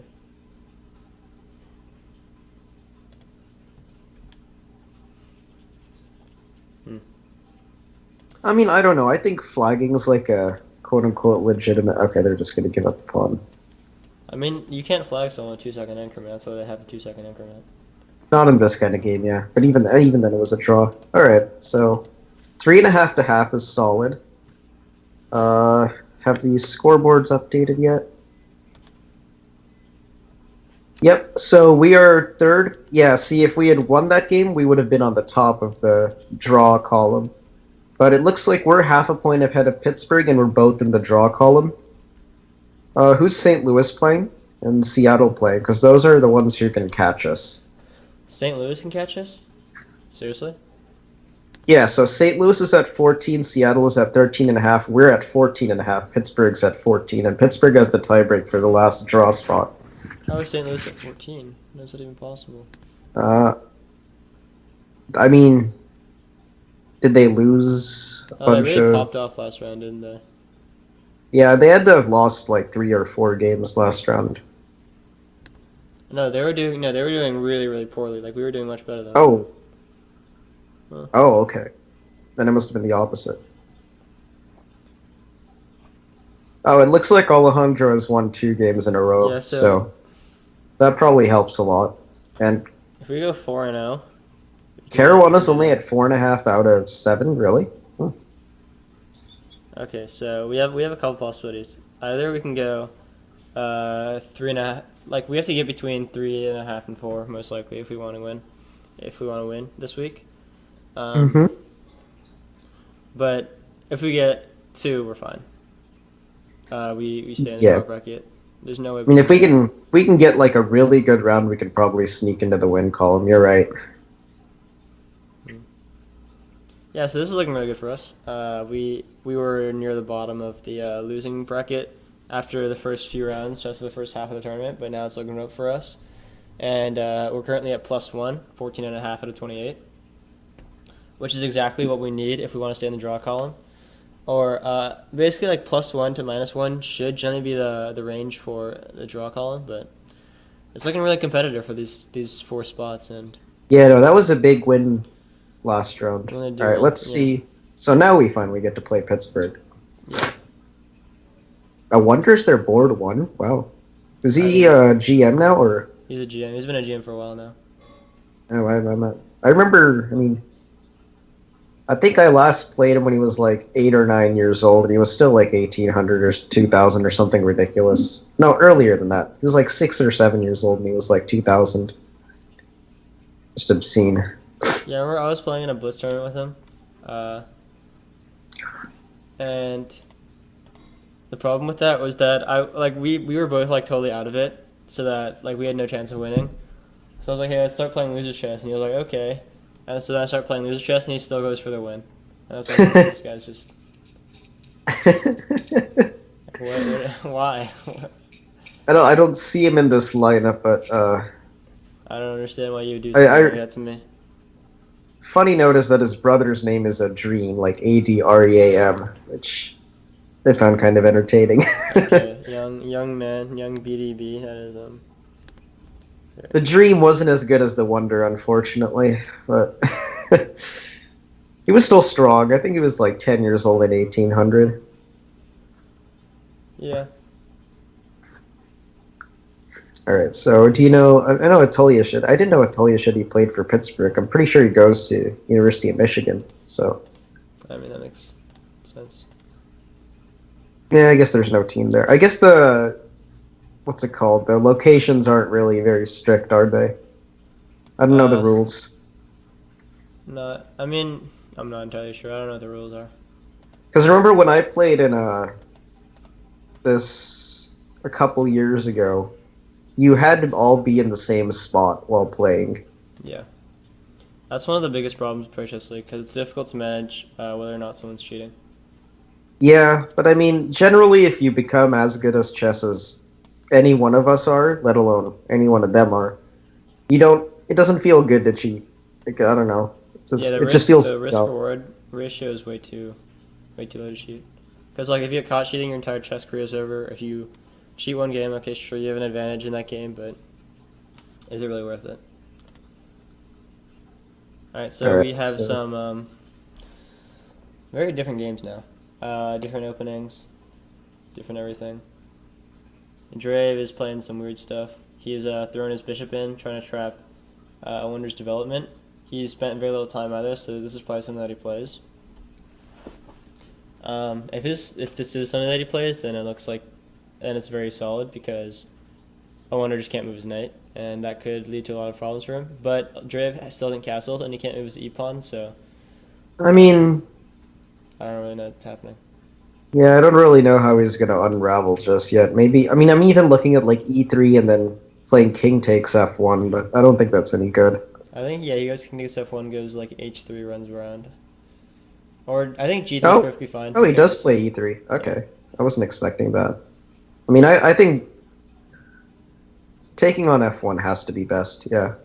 Yeah, so he definitely knows this. Like, he prepared it. It's Michael's playing the Red Queen's declined, it looks like. I'm sure he's still in theory too. I mean, he doesn't have very much time in his clock, so, or I mean, he spent a lot of time in his clock, so it doesn't look like he's in theory. I'd say the only person in theory right now is probably Josh. Yeah. And it looks like he just got out of it. Josh's position is pretty good because he has the d4 square and White doesn't have the d5 square, which is entirely what this kind of position is about fighting for. Mm-hmm. So it looks like he just has a slightly better position possibly. Not necessarily because it's better, but because his prospects are a lot better for the long term. John Bryant just played like a quiet game. He was just trying to get his pieces out to decent squares, like queen c2, bishop b2, rook e1. Maybe try to get a knight on e5. I don't know. Doesn't look very I mean, concrete.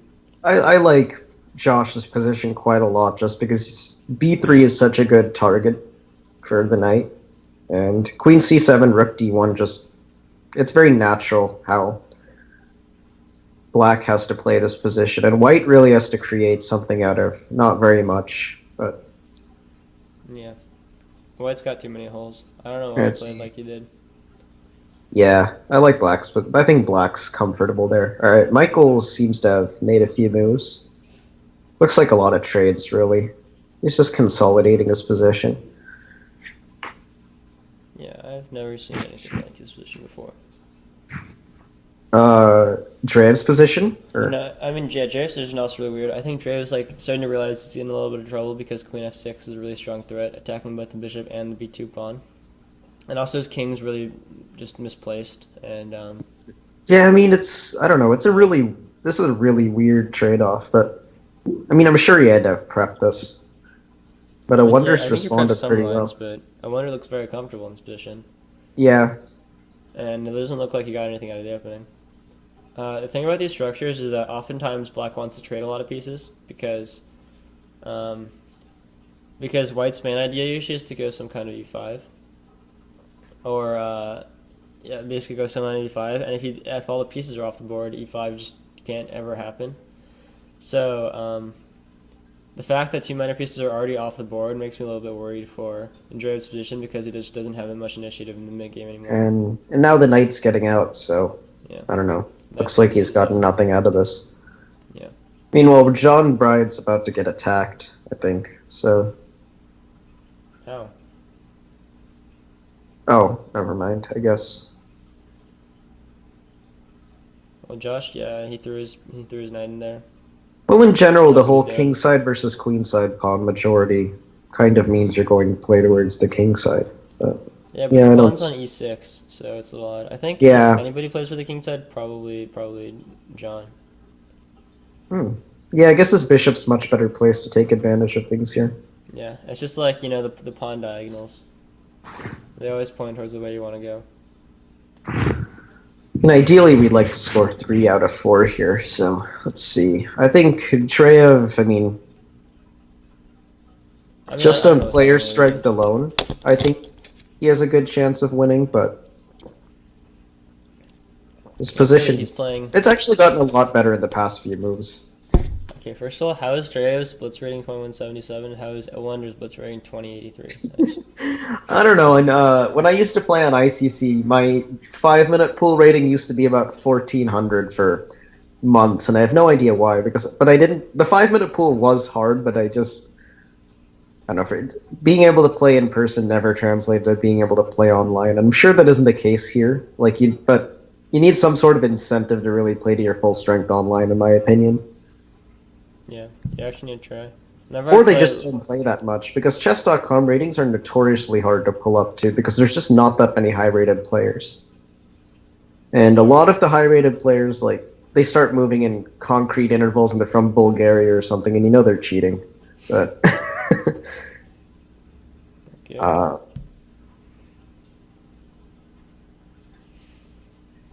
Let's see. I like Josh's position a lot. Josh He is- seems to be taking advantage of. Yeah, he just What? sacked on f3, and the reason why is because if he takes back, then he has queen f6. He gets out of the pin and he threatens c3 as well. So. Yeah, that's a nice find by Josh. I think he's just clearly better here now. Yeah, if it works. He's just up a pawn. Yeah, Yeah, so I like what Josh is doing. he's been smashing people in the early game for the past couple of rounds. Yeah, his opening Just a matter of really technique good, now. actually. Yeah, just a matter of technique now. If he had his head in the game, he could easily have 2 extra points, and our team would just be Yeah. insane. Let's see, Michael. I mean, Michael's a little cramped, but other than that, Yeah, he'll be fine. It's not anything to be worried about. I think. doesn't look like he is. Okay, so I think Dre's position is the most interesting right now, though. Mhm. Because I don't know, I can't assess this position.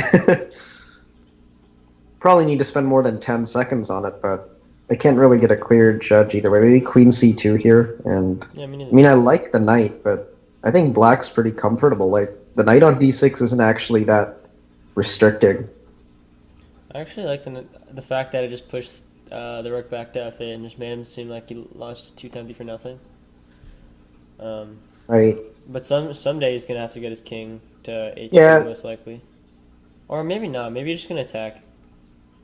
And just I mean, get his rook yeah. out through h4 and kind of stuff. You can probably just play h4, h5, rook c4 or something.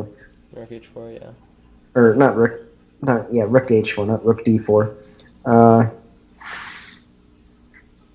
Well, Josh's game is pretty crazy as usual. The one problem with Safal's position is that it's just so wide open that there's so many tactics possible on White's. I mean, if he trades off the bishop, he also loses his one sort of imbalance that favors him, the opposite, or the 2 bishops in an open position. Mhm. But I don't know. That c3 pawn is too dangerous, I think black is clearly better here. Yeah, and Michael found a nice trick where he can just so basically, the reason why he went knight c5 is because after bishop takes c5, he can go d6 check, which just wins the queen. But after bishop takes h2, he gets a free pawn because d6 just has no bite anymore. Yeah, that's Michael's a finding nice some tactic. tricks. I like it. So he's Okay. comfortable playing. Well, Drev just went g4. I'd assume that's just after takes, he just plays g5 or h5. And usually the way you would defend an h7 invasion is by placing the knight on f6 or f8, and the knight is just nowhere near to do that because the knight's really poorly misplaced. So I think it's a really interesting idea, and I like the fact that Oliver is playing for a win. Yeah, he definitely has winning shit. Like that position is complex, and I really like the king being on f1 here instead of like castles, king h1, rook g1. It's just so much quicker. And but I mean, like hg. I mean, black can still play knight e8, knight f6, but then he's just spending so much time reacting that I think white has to be better. Yeah. Let's see. John Bryant's game is, I mean, it's a game. Don't see too much to say about that. Yeah, it looks pretty boring. Slight space edge about white, but it's not very interesting. Oh, f5 was played by a wonder. That's probably the best move. Josh a lot of seems to have sacked the exchange. I don't know what he's getting for it. Looks like not much. Which is really problematic for our team because we would like him to win. Wait, why doesn't just rook c1? And yeah, that's what he did. I mean, white's just winning here. Well, I don't know about winning because there's a lot of possibilities for perpetual. Like for example, if he goes rook takes c3, black can go queen d4 check, queen d5 check, queen d4 check. You can, or actually queen d5 check, queen g2. I don't know about that actually. Yeah, but that's like at best equalizing. So yeah, like he might have some kind of. Well, yeah, queen d4 check. That might just be a perpetual straight away. I'm not. Or yeah, but we thought he was like winning or clearly better like a few moves ago. What the hell happened? I didn't see how he lost the exchange. I don't know if he lost it or if I think he just miscalculated and dropped some stuff. You can't miscalculate with so much time on your clock above your opponent. That's a big blunder. Yeah. Needed that point. But I think maybe he'll be able to hold just because the white king is so weak. Mm-hmm. But white can definitely press here. Looks like Dreyev's game is even more complex. The thing I like that a wonder did is that generally when you're getting attacked, it's a lot better to remain active than just to try and react to everything your opponent does. And F was the best way to do it. But yeah, does this work at all? He just takes. This is one seriously complicated position, though. Like, is it? You just take the bit of rook, and it looks like you're winning.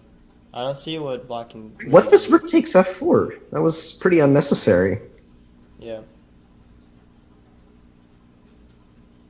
I mean, he has to come up with something here, otherwise he's just lost, right? Yeah. I mean, look at those pawns on e4, g4, and g6 and d7. That's just disgusting. Yeah.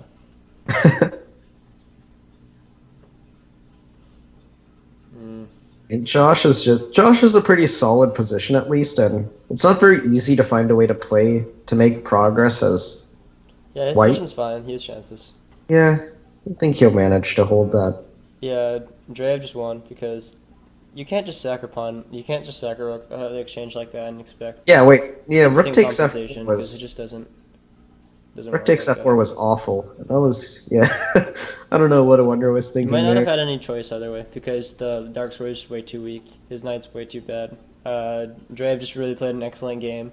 Yeah, that was. He just turned it on after h4. That was a nice attack. Dreyev just played insanely well in the past 5 games, like 4.5 out of 5 or something. That's just after such a poor start.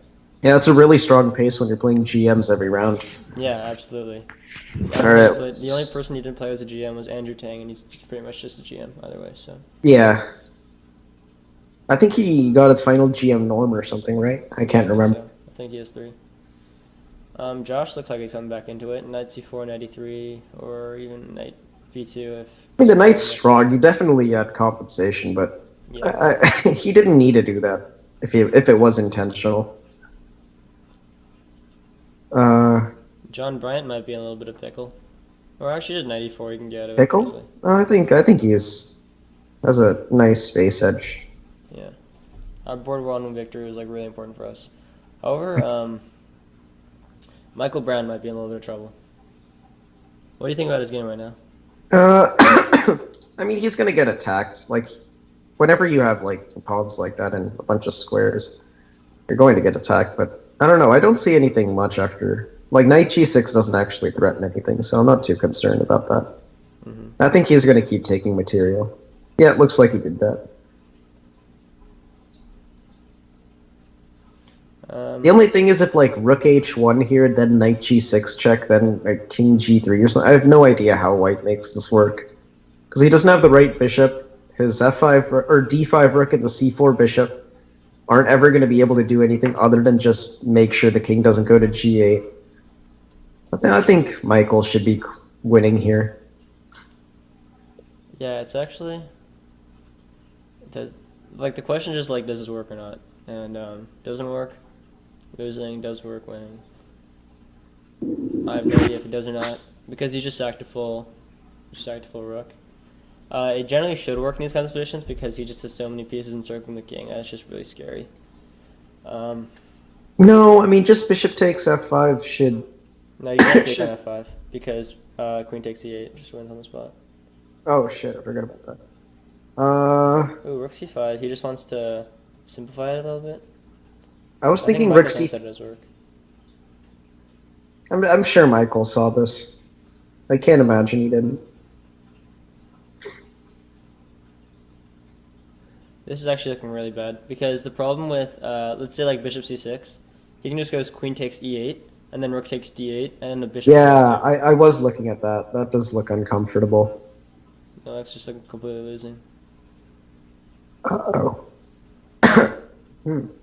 Yeah, the queen's just really misplaced on b2. That could be, yeah, game ending.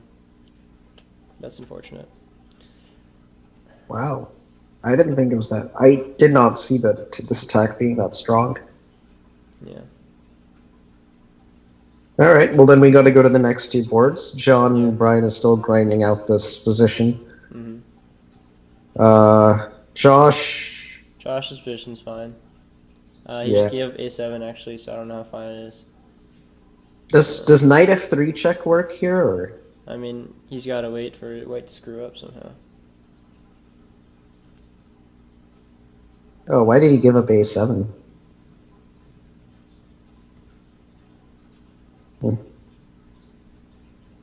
Alright, this is not looking great.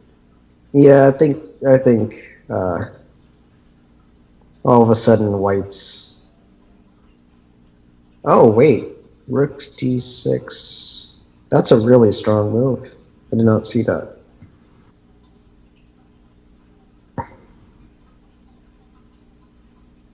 You went bishop b5. Huh. I still think queen takes e8 was lights out. This might be game as well. Yeah, plus white's up for no 3.5 minutes. Like, that's not going to be possible to defend this. That's important. Rook takes e6 and then Oh, that sucks. This was looking so good for black a few minutes ago. Yeah.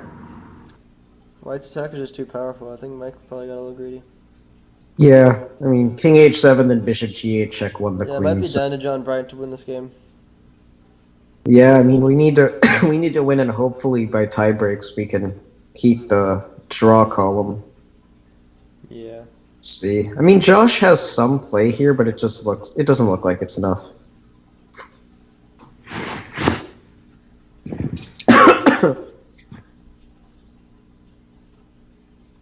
Even then, white just has almost nothing to press in John's position. I thought he was played very safe.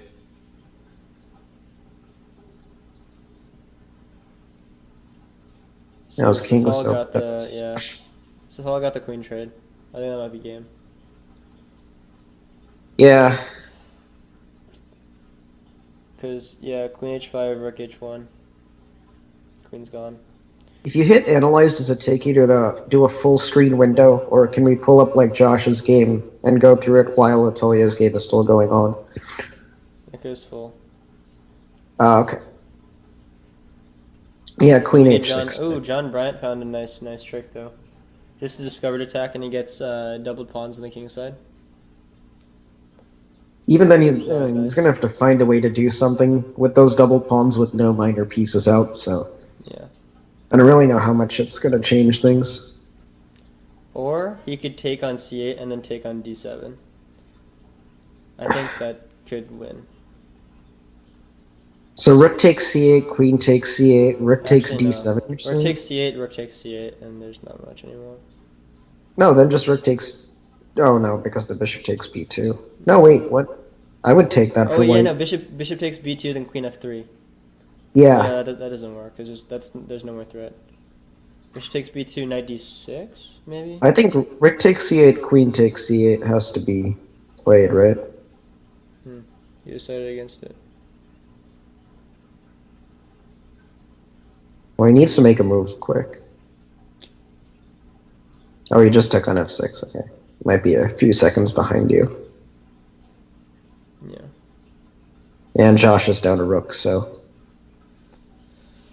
Well, we just need to win on John Bryant. So basically, I think it's like if we win, then we stay in the tie bracket. If he draws or loses, or if he draws, then we may or may not be in the tie bracket. If he loses, we definitely are not. I think he should take a draw here. He has too little time and no real chances here.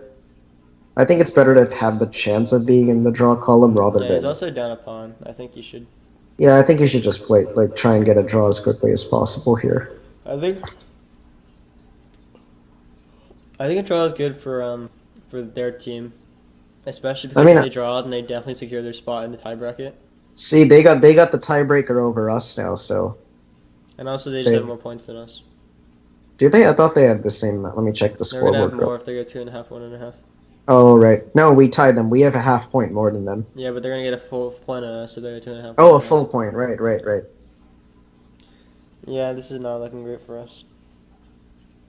Ah, that's disappointing. There's still a lot of pressure to play with this little time, so maybe something will happen. That's true.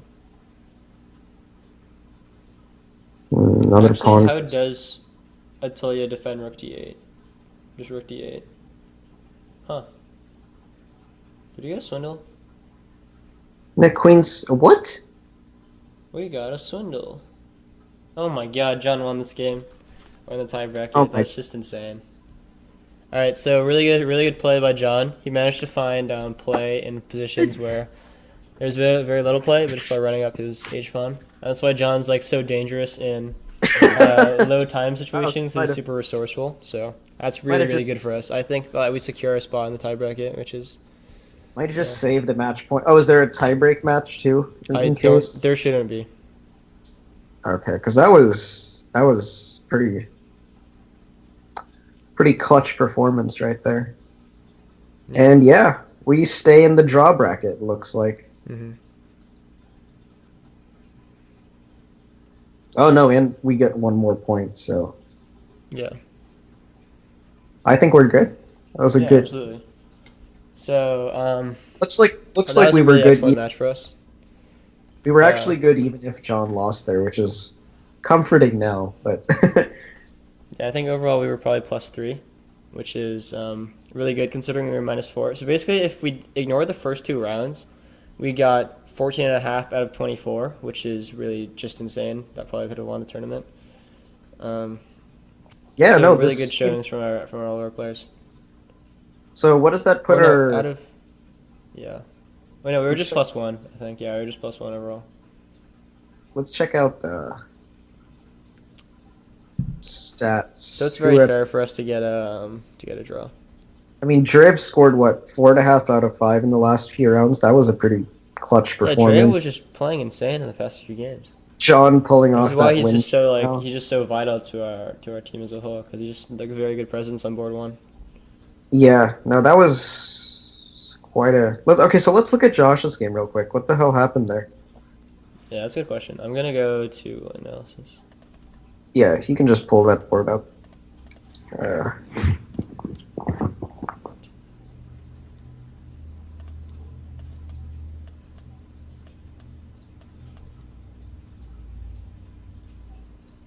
Alright, so he got a really good position out of the opening because he managed to force him to trade. Why would he trade? I don't know. But he traded, and he got the d4 square, which gave him a lot of pressure, and he also got the pawn here. So this is what we were talking about, bishop f4, e5, to try to win a lot of pawns on c6, c3, that kind of stuff. Rook d6. Yeah, but queen e6 might have been a little greedy. I don't know. So it just looks like it's a very clean exchange for Safal Bora. And then Safal manages to like organize his pieces in a way that's extremely Yeah, I think Skype dropped real quick for me Okay. there. Okay, Yeah, so well- go back a few moves. I think. So we were about. Hello, guys. Hey, Keaton. Wow, what a Yeah. match! Did you see the end of John's game? That was a pretty. Unbelievable, Yeah. unbelievable. So we're trying to figure out how Josh lost that exchange in the last round. Because, if we were like 2 points away from being in the win column, that was a pretty great last round performance. Last couple rounds. Alright, so Rook d6, did he just miss this? Let me see if I can see your screen. I think you missed the bishop f4 e5 idea. Can you guys share your screen? Yeah, Albert, you should do that. You have the analysis. Yeah, I mean, Josh went for it. He went for the sack on f3, which looks promising. I didn't really see what went wrong. I guess something went wrong. Yeah, so he played queen f6 here, I think, right? Forced, right? And then white played bishop f4, he took on c3, and then white played e5. I think he must have missed that. Hitting, yeah, counterattack on c6. Yeah. But wait, what about queen f5 here? And if you trade the queens, then c2 is in the air. Queen f5, maybe just bishop. Well, just bishop e4, yeah. Yeah. Sit down. Wait, then So maybe there's nothing to do, because if... What if you just take on e5, rook takes e5? Can you do that? yeah, maybe that's more promising, because then you keep the c3 pawn. I mean, it's better than giving up the exchange on a8. That's Nice, Venka. That's a very strong move, rook e5. Yeah, I do like rook e5. Because, yeah, if you keep the pawn on c3, that's eternal compensation, so... Yeah. Black might be better there. Yeah. Might be a lot better. Tough position to play for white if the black pawn is stuck on c3. Yeah, this looks very good for black. I mean, white has to play... Who wouldn't take black in this position? Yeah, You can I mean, also I'd- like dump your knight in e3, and that's just. Probably Yeah. extreme. I mean, knight c4, knight d2, queen e3 check. This is hard to play for white. Yeah. Yeah, he must have missed that then. Yeah, Yeah. we might just squeeze Well, the you know, next this time control is very hard to play, and Josh's skill set of being a fast thinker makes him a great player for this time control. I mean, he won a lot of games where he just played fast and obliterated people. Yeah. But this is, the downside of that style. Sometimes he maybe plays a little too fast or underestimates things because, too premature resignations, which he very likely would have lost both those games anyway. But, you hate to not take your chance. And then this game, it looks like maybe a missed opportunity or missed resource. So it's it's a mixed bag. I mean, Because- it's always just hard to see someone blunder on the clock with 6 minutes to think about it, it's a mixed bag because this is what makes Josh great and one Yeah, of I mean, great players who's capable of beating anyone. and God but- knows I know enough about being told to slow down and think a little bit. Did Sai tell you that a few times? Probably for about 8 years straight. But so no, I mean really the whole match was a mixed bag. Everyone played very well at times, and everyone at I mean, times they it didn't. was a very fair result. A couple of things could have gone better, but I mean, The start was a big problem. We had an internet connectivity issue, and we had Alexei just not being quite awake and not at his best, and we just started slow. But you know what? Credit to this team for not giving up, as we never do, and just finding a way to get through it and finding a way to play some really good chess at times. Yeah, absolutely. I mean, Dre ended up with the second highest first board score too. I think so. Wow, he went on fire after the first two games. In our division. I mean, He got. I'm telling you, he got mad Yeah, definitely. after losing the first three. He just went off. Caruana was the overall highest first board score, as he should have been. So. I mean, But Alexei Nakamura was held in the him? game as well. Oh yeah, Nakamura was higher. I'm just not looking at this Yeah, properly. I guess. Nakamura and Shock and Mamadou were both better. Did St. Louis get locked out, or did they sneak in? They snuck in to get a draw. Oh man, I wish Oh, they did would they? have got locked out. That would have been awesome. How? They barely Two snuck really in. underperformed. Whoa, Minnesota got a loss. They were in the win column the entire time. Andrew Tang really underperformed. Yeah, Andrew got a 1.5. rough performance. Yeah. Well, unfortunately for us, only one team from the Atlantic got a win. So that means all the teams that got wins were in our division. They gained those teams gained half a point on us. Yeah, that could be a problem for us. Whatever. It is I mean, what it we're is. really just a better division, better players. Well, If that you're was born in proven. this side of the country, then you're just a better person, So is the Chengdu team actually like based out of Chengdu? I think so. Like, are they all in China? Yeah, They're Chinese, yeah. That's pretty sick. All right, so gonna wrap it up. Absolutely. Thank you so much, guys. Amazing job. Yeah, so guys, thanks for watching. Yeah, I had a lot of fun. Yeah, Take care, thanks. everyone. Yeah. All right, Yeah, I'll see you guys another day. that was a lot of fun. Yeah. 6 hours or 4 hours of just chess. You've been on here for 4 hours? Yeah. Damn. All right, thanks Well, everyone for watching. considering- We're signing off.